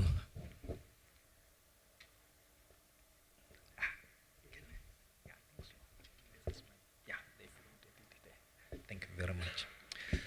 Okay, hopefully you can see the presentation on the screen. I'm going to be representing the TC chairs, and we were asked to talk about, issues that are affecting sustainability of our technical activities. So we had a session yesterday, where we had representative from, I think from 4 TCs. Unfortunately, not all, TC chairs were there. We only have representation from TCQS, TC Length, we have TCEM, and there was TC Mass. And unfortunately, it happened that I'm chosen to be the spokesperson for the committee. I did not volunteer, it just happened that way. So I'm not talking on my behalf, I'm talking on behalf of the committee. So if there are questions, they are equipped to assist me in answering any of the questions. Okay, so the first thing that came to mind when we, sat together, we said when we're talking about sustainability in our case, what is it that we mean? What is it that we want to talk about when we're talking about sustainability? Okay, I think to everyone, we all know that sustainability means the ability for you to maintain or to support the processes continuously over time. So basically in our case, we want to ensure that what we are doing currently, the future generation should be able to continue. That's the principle that we have in our case, to say we might be meeting the current needs, but will the future generation be in a position to meet those needs in the future? I think that was where the committee started, and I think if you were here in the morning, you heard that when we're talking about, sustainable development, currently we're talking about the triple bottom line, and others call it triple P, where the focus is no longer just about making profit, but it also looks about the welfare of the people. And in the addition to that, you are saying whatever we are doing, it needs to make sure that you are protecting the environment. So that was our departure time, and I'm glad that already Vernon has talked to you about what AFRIMETS is planning, because the main thing that we think in our case was the AFRIMETS as an entity need to have revenue. We need to have a way in which we can have revenue to support our activities, because without financial support, there is no way we can continue to afford supporting the activities that we want to run. And we are happy that AUC is also here, and they have indicated that there are considerations to support AFRIMETS in terms of financial resources. Because without us having a revenue, there is no way we can continue. Our view is you cannot live like a beggar and hope that your kids will have a better life. So the main thing as being identified by the committee was funding and financial resources. And why are we saying this is the most critical thing? It's mainly because if you look at all what we do, there is money that needs to be involved. One of our activities, for instance, is the review of our quality management system. Sometimes it happens that there is a need for us to do an on-site visit.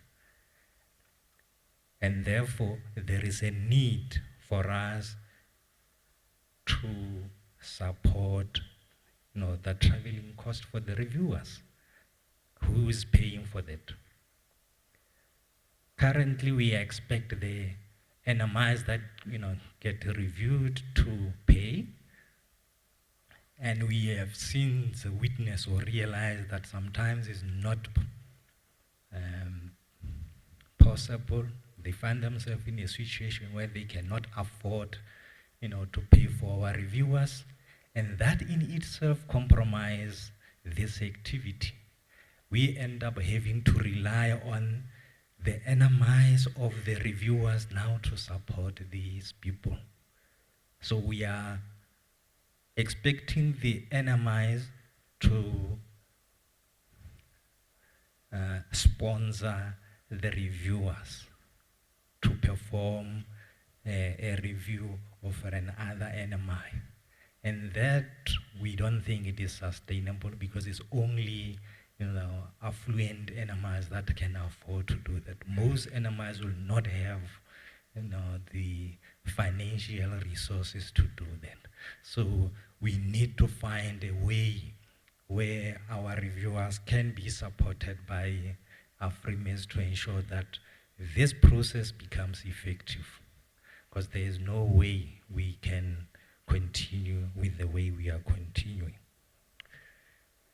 The other activity on our side is comparisons, which Dr. Lowe has touched on it, where when we have identified the needs for a comparison, we sometimes find that there is a need for us to procure artifacts that are supposed to circulate or that we need to use as a comparison artifact. And we are experiencing serious challenges with that also. Currently, we are relying on those NMIs that might have the artifact, to borrow us. Sometimes we find ourselves in a situation where we're saying we have identified the need, this is the comparison that we're supposed to start, but it cannot start because we do not have artifacts that can circulate. And then what usually happens is now we're relying on our donors, we're relying on, that in itself it is problematic, colleagues. So we should be able to, buy or purchase artifacts that really things are going to assist the organization ourselves. In addition to that, transportation becomes very difficult, especially if we have just one artifact that we want to circulate. It moves from one country to the other. That becomes a big problem for us. Mainly because of different reasons. We acknowledge the creation of one market for the whole of Africa, and we are hoping that that process is going to assist us in minimizing the challenges that we're currently having, because we encounter restrictions of movement of goods, we know, between countries. And because of that is currently in place, sometimes our artifacts get lost, sometimes our artifacts get mishandled, because then they do not necessarily trust what we are circulating. They want to open it and check it and touch it. And sometimes you open it, you touch it, then it destroyed the whole, you compromise the whole process. So, and movement within the countries also is still a big challenge, where some of you might not believe that we started, comparisons within Africa, because the NMIs could not afford to hand carry the artifact from one country to the other. We resorted to, using couriers, hoping that it will reach the next destination. And you cannot believe that artifacts got lost in France But France is not even part of Africa. Those are the challenges that we are experiencing. So we heard from AUC that they have identified some activities or projects or needs that needs to be addressed by methodology. But for us to be able to develop that capacity and capability, unfortunately, we need money. We need the funding. We acknowledge the policy framework that you're saying it is in place, Chair, and the Africa Policy Council that we just put in place. But we are of the view that the national regulation also needs to be aligned. It doesn't help that we have regulations at regional level, but we still have national regulations that are not supporting the initiative that we have undertaken at regional level. The other issue that requires funding or financial resources on ourselves is the traveling for our technical members to attend meetings, workshops, and even conferences. This is the true reality that not everybody can afford to come to meetings like this, and I think Dr. Lowe has alluded to that also, where he indicated that perhaps there might be a need going forward for us to at least maybe even support just the TC chairs. As we speak, not all TC chairs could afford to make it here, and that in itself compromise or disrupt the activities of our programs. And it is not just the financial challenges that we usually experience, and I think to some extent there is also political challenges where we even try from our side to try and find sponsorship for the people to attend certain meetings because we think it was very critical, but their national government refuses. That is becoming a serious issue on our front also.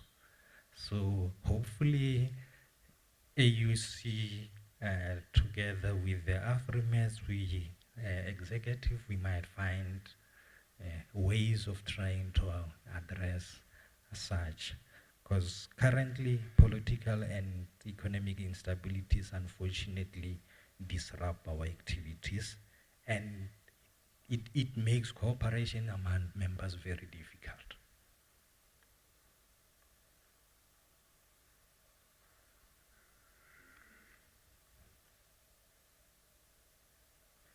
I want to move to the next slide. It seems like it's stuck. Okay. The other main issue, and I think also it has been touched upon, it seems like the previous presenters have had what we're discussing in our meeting yesterday. We really believe that there is a need for us to have common projects or a project that the NMI can collaborate on at AFRIMETS level. You've already heard when they were talking about, I think the cable balance, where they were saying which they use as an example to say it's not necessarily for each NMI to, on their own develop such projects. This could be, a project that gets decided at AFRIMETS level. Then we put together the resources and expertise to try and come up with the solution for the current needs. Unfortunately, as the way things are now, each NMI is currently using their own resources to try and address the needs for their specific nations, not necessarily for the regions, but their specific nations. But you may notice that most of the needs in the regions are common. So we should be able to, come up with those projects that we think can be consolidated and be run at this level. So, but for us to do all of this, you need the resources, you need the human resources, and your human resources need to be capacitated. We acknowledge that, there is technological advancement, so things changes very fast. So we need to ensure that we capacitate our meteorologists or our scientists. And for us to be able to do this, we think there is a need for us to have workshops within the TCs, your meteorology schools, your annual workshops like this ones where you identifying a theme and you invite experts to come and talk to all the participants. We believe that sessions like this are very insightful and therefore they should continue. But unfortunately, it is only those who are here that benefit out of such.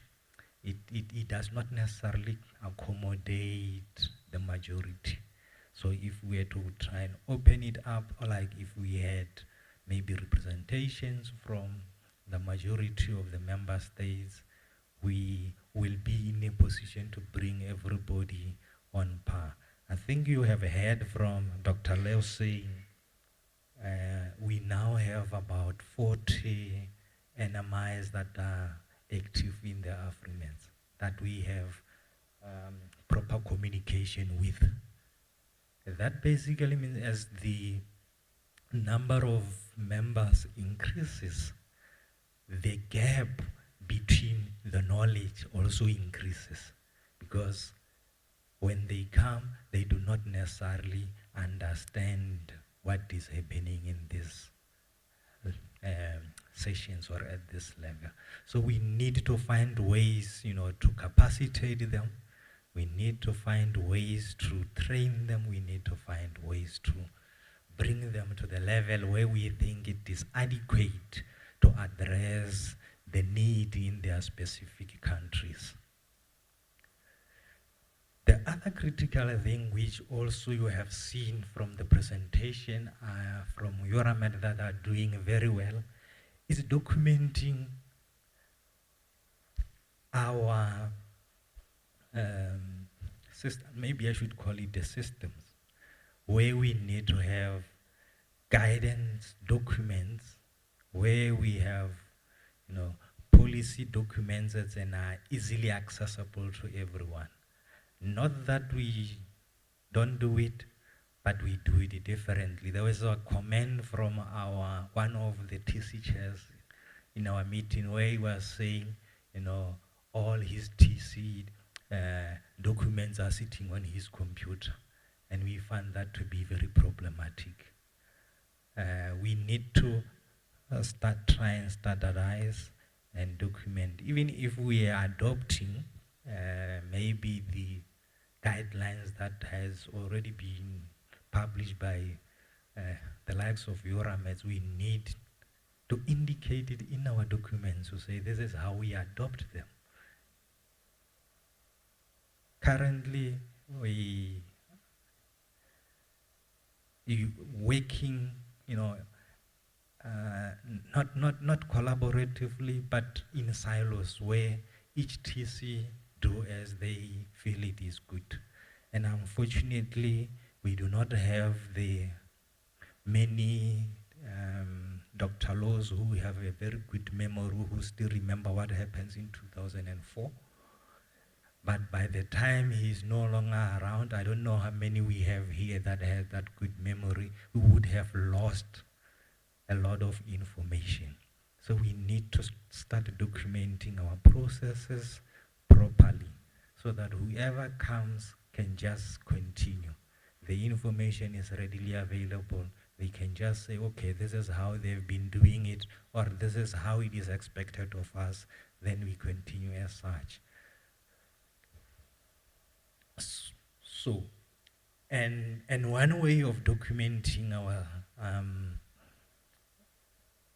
and it's having our the digital infrastructure, mainly our website, using that to assist. But unfortunately, but maybe it's due to the fact that we do not have the secretariat or money to host the website or to finance the website. Because if we were to go to the website currently, unfortunately, you are not going to get current useful information, or the information that you're going to get there might not be useful. And this we're thinking it is mainly because whoever is assisting, they are doing it on their spare time. If you had, maybe somebody working full time for the organization, they will have time to do this thing. Currently, we're relying on people that work full time for certain organization, and they only accommodate us when they have time. And it seems like they hardly have time, hence our website is not even updated. So, and because of that, the information that you get from that website is not accurate. And if it is not accurate, then it's not going to be reliable. And unfortunately, that compromises our credibility. It might look simple, but it compromises our credibility and trust, because the people normally, when they want to know about us, they go onto the website and they think, okay, they found contact details there of somebody who they thought they could contact, and it appeared that that person does not even exist anymore. So if we had a reliable website, we could also use it as a depository for continuity purposes, where people just go to the website to get the information they need. They don't have to send Dr. Law an email. They don't have to send the secretariat an email to say we need this particular document. They should be easily accessible for all. Okay, so in addition to that, colleagues, we are of the view that there is a need for a platform that support and encourage collaborations. Currently, it's very difficult, unfortunately, on our side to collaborate, especially on AFRIMETS activities. So it's one of those things that I think we need to think of on how we can, encourage the collaborations among member states. Because as things are, to be honest, most of the members start talking when they get to GA meetings. So after these meetings, we are not going to talk, and we'll talk again in July next year. And we find that to be problematic. There is no way you can, collaborate with such. So we need to consider that platform. Okay, so it seems like I managed to be on time, because Dr. Law was saying we only have a minute or two, but we are at the end of our presentation. Thank you very much, colleagues. And as I said at the beginning, all the questions are addressed to Dr. Noah. We have Alex Matlewani. We have Mr. Bennett Gandalf at the back from the length. Who am I missing? And myself. So I will attempt to answer those ones that I could answer. Thanks.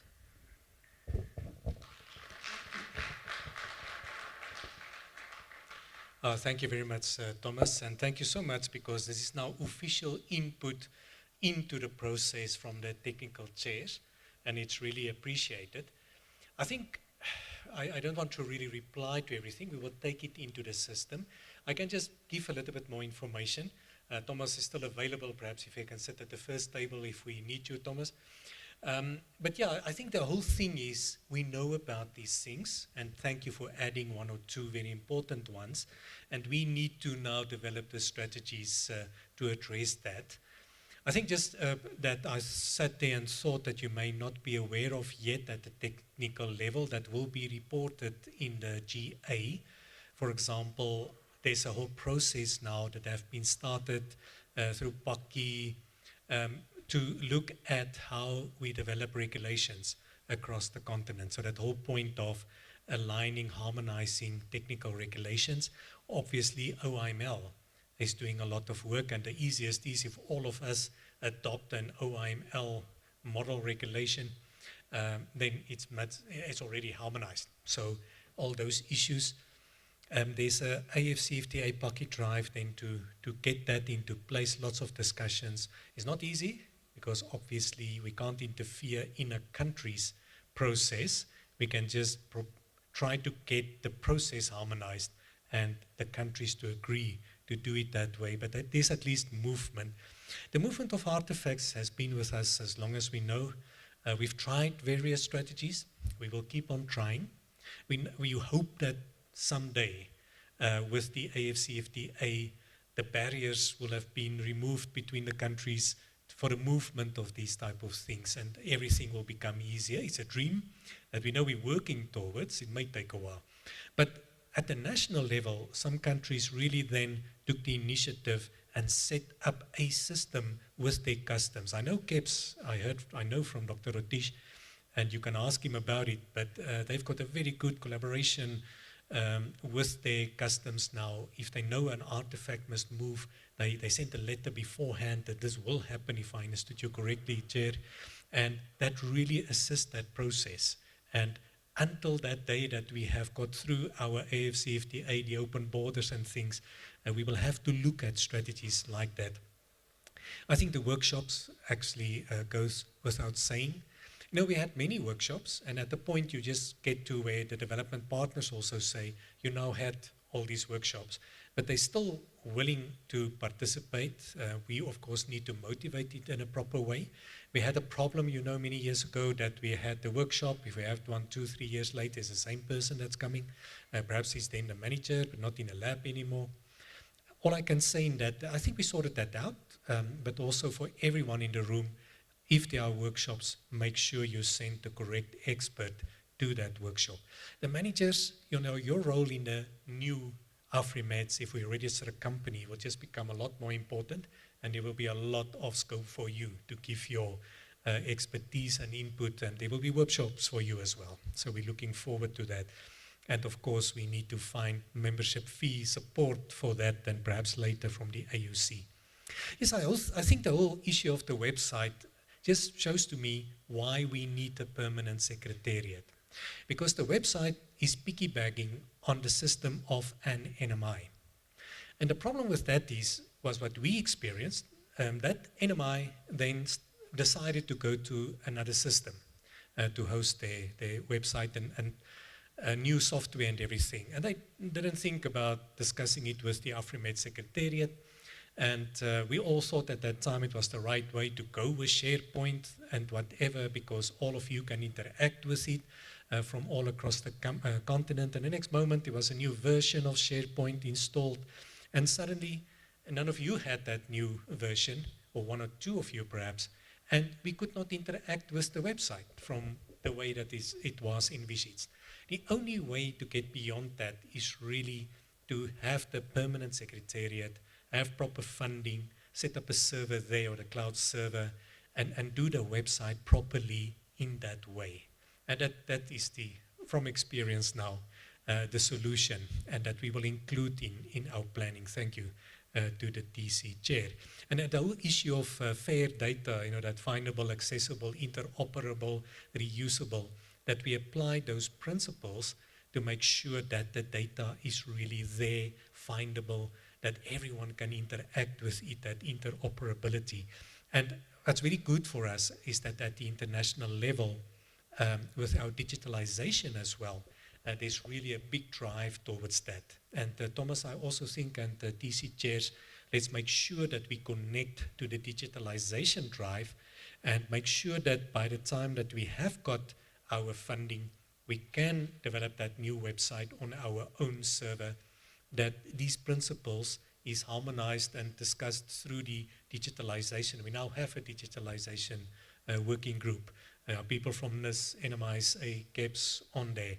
And I think that is one role that you can really play there. Let me stop there, just again thanking the DC chairs. And obviously this is not the end of the consultation, that's not the end of your input. We will continue to work with everyone when we develop the process now further and make sure that your issues are, the technical issues are properly included in there. Thank you very much to the DC chair. Chair, I think we're now at the point where we have done the part of all the input. I think there was a slot for about 30 minutes right at the end for wrap up, for some discussions. Maybe we're at the point that we don't have time for a proper discussions, but we are all here. We are here tomorrow in the Open GA. We can talk to each other this afternoon during the visits, lab visits, the next day in the closed General Assembly, and perhaps that consultation discussion becomes more internal, that we will have as AFRIMETS members. On that then, I'm going to give over to the chair, and he can wrap up in any way that he wants, use time for questions if he wants. Martin, do you want to contribute before we get finally to the chair? Please. Yes, I wanted to donate most of my time to him. Yeah. I'm already getting nervous, to be honest. To be very honest, I'm a bit desperate because we learned now, or we heard a lot of problems. Up to now, we haven't really a proper solution. There are definitely signs of hope, and unfortunately I have to say, our, sisters or brothers organizations of PAKI, ASO, AFRAC and AFSEC are not with us, and they have not shown their experience, because there is a lot of experience available with ASO, for example. When we talk about membership fees, ASO made that, or had that long history that they had a lot of members, but they didn't pay the membership fees. So they really went down to something like 6 or 7 members, something like, now it's my memory and my history, something like 15 or 20 years ago. Now they are back again, and it would be really helpful for AFRIMETS to learn how ASO did that, to have more members, and they are really paying now. When we come to the issue of bank account, it's only an issue. It's not only an issue of a bank account, it's also the bank account are there. By the way, as you said very correctly, Wynand, it's not easy because it should be a bank account which is accepted as a non-governmental organization, but governmental organizations are allowed to pay membership fees to a non-governmental organization. So I know the example from Nigeria where it's not that easy. And if you have the bank account, still the question appears, do they really the member pay the membership fee? AFRIMETS is now discussing the issue of the membership fees, I think something like 4 or 5 years, if I may remember correctly. AFRAC has chosen another way. They started to have fees for the participation at the GA. Therefore, there is no bank account needed because they, for example, if you compare to our GA here, you pay your membership fee to the KEPS account. So there is no AFRIMETS, or in that respect, AFRAC account needed. It was a very good interim solution. I thought personally that might be also a possibility for AFRIMETS, but AFRIMETS has decided to go for another way. No problem at all. We can do whatever is feasible. There is one last remark from my side. You always, or all of you, you're talking about development partners, and it's plural. If I look around, I can only see PDB, to be also very honest. It might be better in the future because we will have an EU program dealing with quality infrastructure.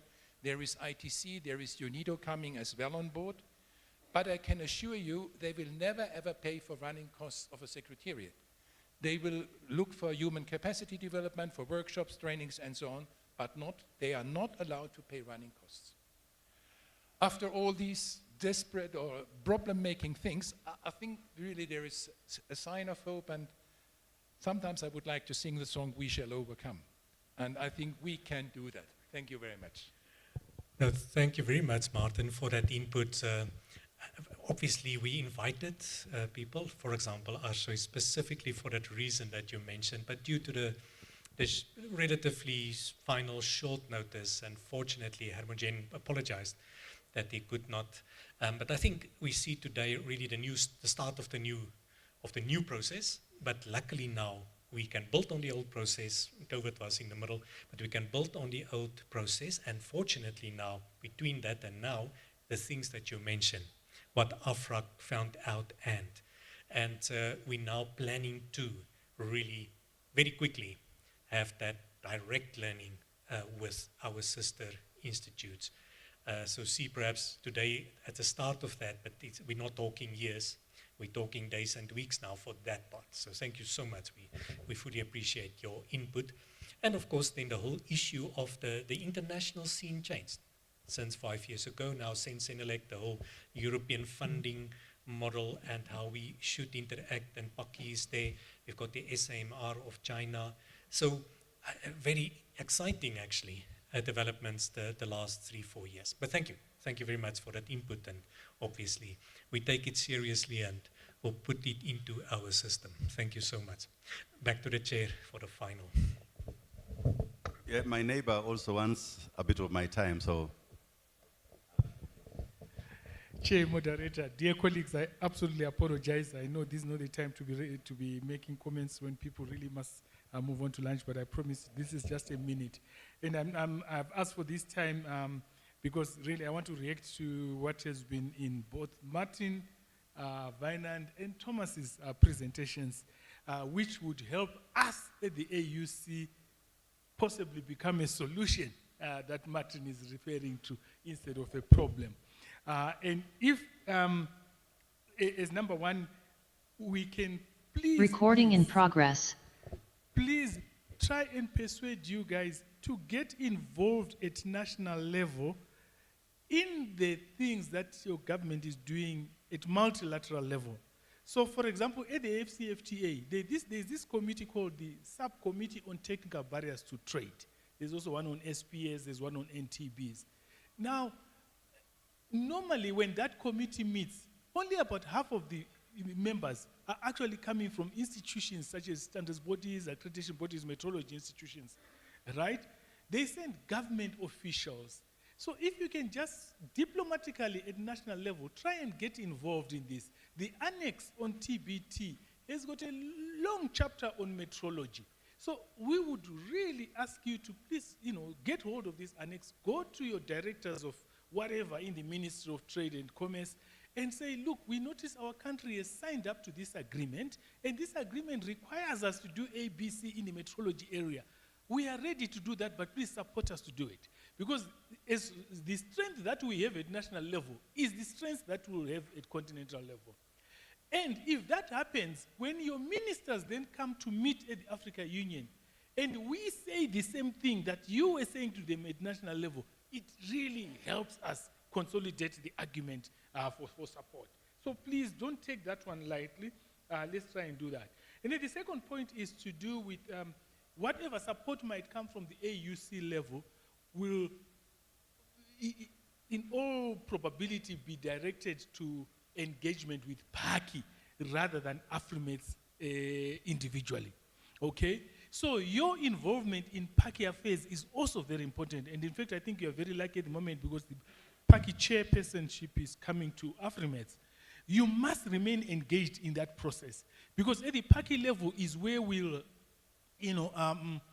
determine the priorities for everybody, whether you're ASO, AFRIMETS, and so on. And that's what the AUC would then deal with, not a paper from us or AFSEC, AFRAC, or AFRIMETS, but a collective quality infrastructure argument. So that also is very important. And then finally, it was mentioned that there is no point having a continental policy if national policies or regulations are not aligned to it. And in this respect, and I really welcome that this comment came up, in this respect, we are already active in trying to encourage member states to align their national quality policies to the continental Africa quality policy. And we're encouraging those that had not yet got NQPs to, when they develop their NQPs, ensure that they are aligned to the AQP. For those that already had national quality policies before the AQP came in place, we're saying at your next review point of that policy, please, look at the AQP as well and make sure that you make amendments and adjustments that would align it. Now, if that were to happen, it really makes my job a lot easier at the commission, and also, it makes arguing for things much easier because they've already had it before they left home to come to a meeting at the AU. Thank you very much for that time. Chair, yeah, I see probably some of the online people are already starting to leave. So to the ones that must go, thank you very much for your inputs and attendance. Those that can stay, the chair will now basically do the final for the workshop. Thank you, and perhaps tell us about the arrangements for this afternoon. Thank you, Chair. Thank you very much, Dr. Lu. I know I have, as a meteorologist, 1 minute. So now, with 1 minute, I might not say much. I know we've had a lot of discussions this morning on sustainability. And I think we've already started implementing sustainability. That's why, within a very short notice, that Kenya accepted to host this year, we are all able to come. So I think we are already practicing sustainability. I saw my friend from Ghana, and Oswald was talking about the trade-guided initiative, and I think Kenya was one of the countries which exported tea to Ghana. And I remember when I went for a meeting in Ghana, I said, I want tea, and tea met with Kenyan tea. So I remember my host told me maybe he has to take me somewhere where I can find it. And for 1 week, I didn't get a tea. So I don't know, maybe it was still going through the clearances. And I think as meteorologists, that's where we are, to remove any of those need to test when you have tested. That can only happen if we have what we call once tested, accepted everywhere. That can only be possible if we have mutually comparable measurements. And that's when meteorologists are doing their work. I always compare what we do to when we get on the bus this afternoon, going to Caps. We'll get there and we are confident that down the bus, something is happening, and the driver is there, and we'll find ourselves in Caps. But suppose we get on the bus, and the wheels turn out to be flat, the engine is not working, we will not care. We will be in the bus, but we will not reach where we are going. So in one of the presentations that I've seen, I think what we are doing as meteorologists, we are the drivers of quality infrastructure. There are a number of initiatives, and I think Dr. Lu has mentioned on what we need to do to make AFRIMETS sustainable. One of them is to have an account so that if we start implementing the membership fees, there's somewhere the money goes. I know my friend has talked about what AFSEC and AFRAC are doing. I think it's something we can discuss, because I'm wondering if I get the money in caps for this year, will that money be available to support a secretariat to travel in the next meeting? So maybe it's a discussion we can see which way is better. But I think the most important thing for us is to look at opportunities and possibilities where we can make things happen. I know there is the customs union, and I checked the other day and I found a number of countries are actually signatories, including Kenya. And in that, it mentions facilitation of movement of scientific, I think, I was trying to look at it because I downloaded it. Meaning, by without doing much, you can check whether your country is a signatory, and then you can use that document to engage with your customs. Because if your country has already signed it, then you just need to bring it to them and say, yes, here it is. Please, let's implement. And what Oswald said, when our leaders are going for these meetings, if we are involved in what goes on or what they are going to do, then they are going to actually talk about those issues and make some of the challenges that we are facing more reduced. So I'm sure we've done a lot. One of the sustainability things I always say is networking. So I believe this morning you have increased your net worth. And tomorrow, when you need to have an intercomparison, you will just be a phone call or an email away. So let's keep on building it. I always say that you are the AFRIMETS. You and I are the AFRIMETS. So let's do something to make sure that AFRIMETS is sustainable. I remember those great men and women who in 1875 sat down together and agreed on a journey of having the BIBM. I think there was a lot of risk, but they took the risk. So I think as AFRIMETS also, we are going to take a risk so that one day somebody will say, those great men and women who sat and agreed to open an account for AFRIMETS and make sure that it is sustainable, maybe our photos will be somewhere in a corner. And some people will be trying to find a lineage in their family lineage. Say, yeah, that man was from our family. So let's take the risk, let's do what it takes, and make sure that we are sustainable. So internally and also externally. We appreciate BTB for the support they've given AFRIMETS to make it sustainable where we were not sustainable. And we look forward that you will extend the kind of support, pass our gratitude to the German government, that we don't take it for granted that they have been supporting us. But we also hope that you will still hold us together as we walk this journey.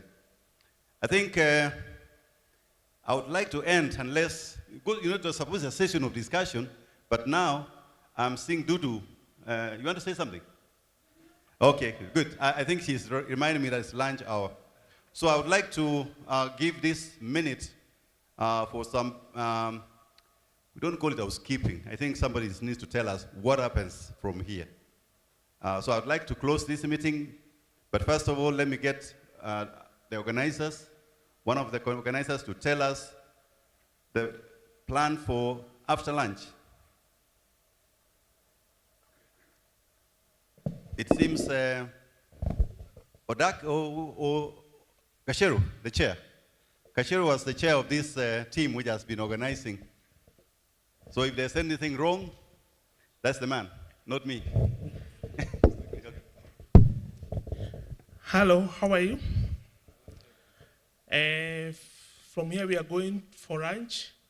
Then after lunch we plan to visit our labs. It's about 10 kilometers from here.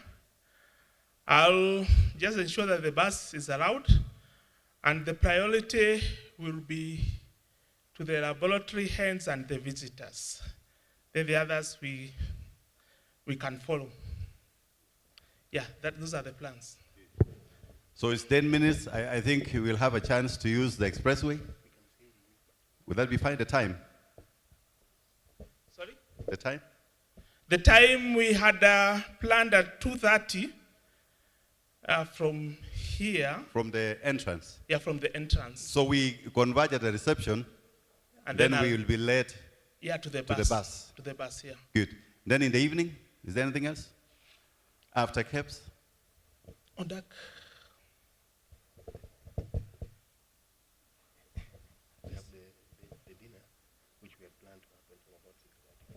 I know there's a program, but I'm just trying to stress it.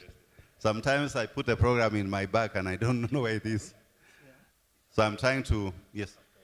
Sorry, I was concentrating on the movement to KEPS, but I've just consulted the other person, and there will be a dinner. There will be a dinner from 6:30, and it will be here. It will be here. Yeah. Good. So members will break and have lunch, and then after lunch we'll meet those who are going to the lab tour. And as it was mentioned, priority is given to the visitors and the heads of labs who will take them through the labs. But if you still have more space, we'll be able to take more people, but we can arrange another arrangement for those who are not in that list. Then when we are done with KEPS, we'll come back here. So I know some people might not want to go to the labs. You are free to relax, but in the evening at 6:30, do you say that? Yes. We will be back here and have a very nice dinner made according to Kenya standards. So don't miss it. Yes. I'll just add. Yes. If you want to visit specific labs, maybe you can just pass by and so that we can direct you so that you might not want to go to all the labs.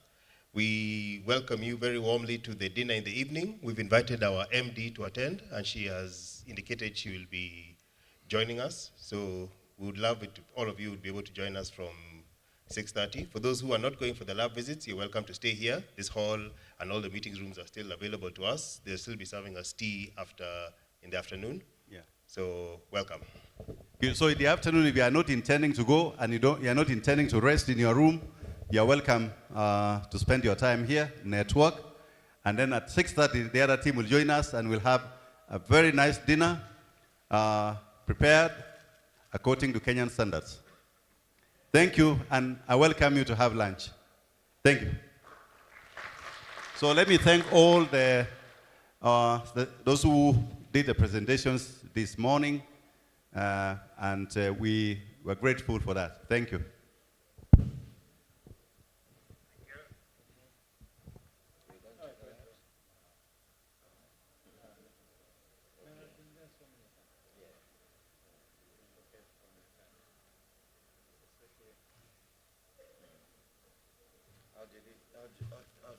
Where's the report?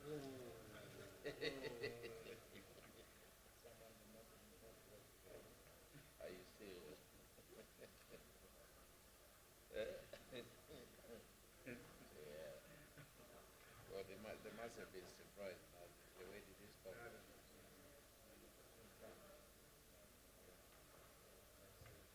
Okay.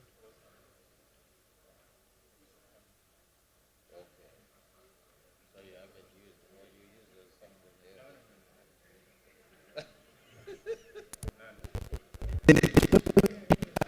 Recording stopped. The International System of Units, the department also provides national traceability of measurements to the International System of Units (SI) in line with KEB's corporate vision, mission, and strategies. This is its technical support, the economic political pillars that underpin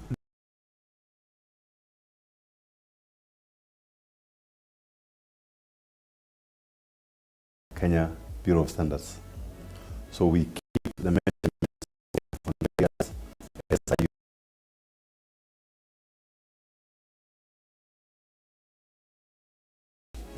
We also look at and also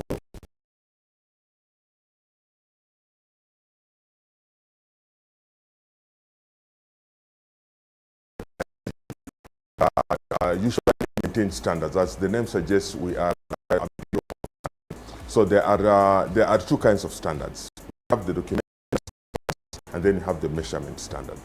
A documentary standard gives a specification of the standards of products or services that are offered to customers.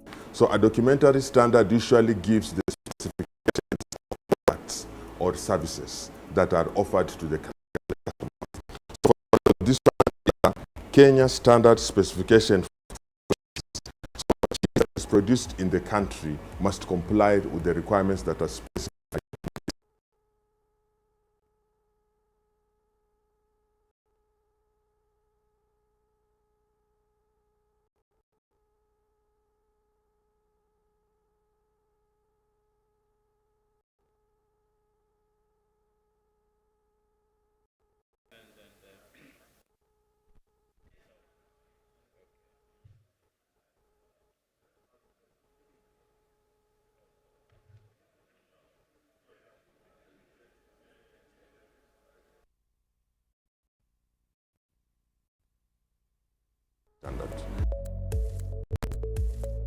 There's nutritional information. There are also quality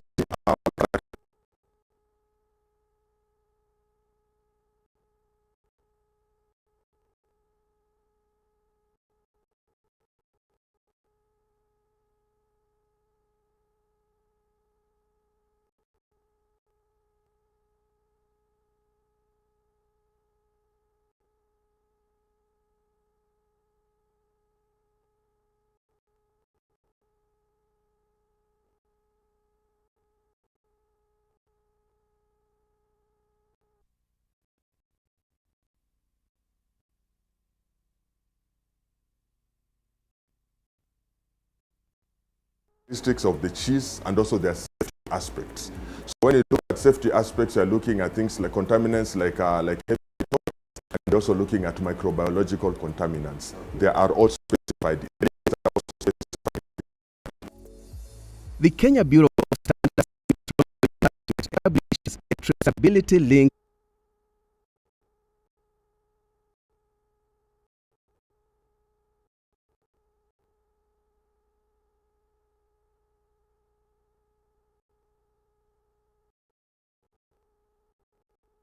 to the SI units through calibration of the national reference standards.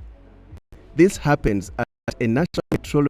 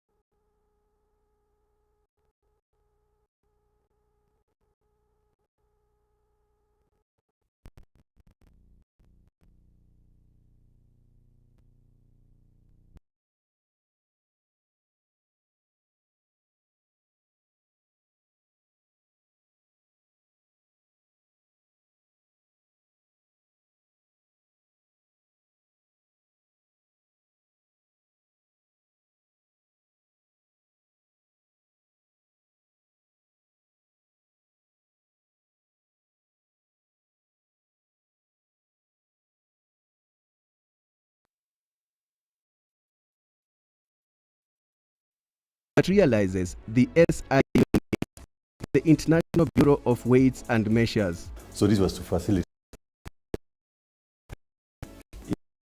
manufacturing. Contract manufacturing. If you have a vehicle, maybe you get companies making them for you, and you do assembly.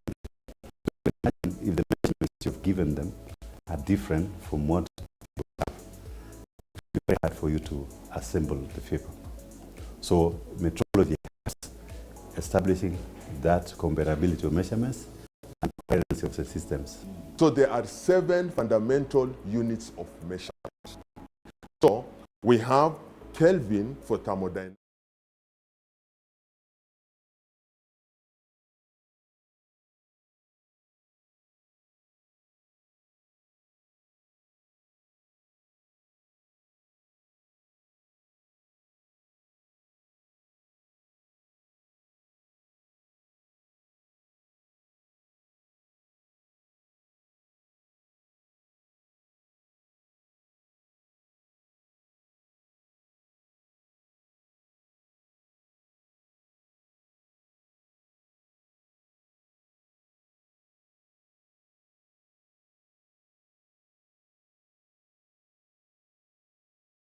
in trade and facilitating trade. Also, it helps in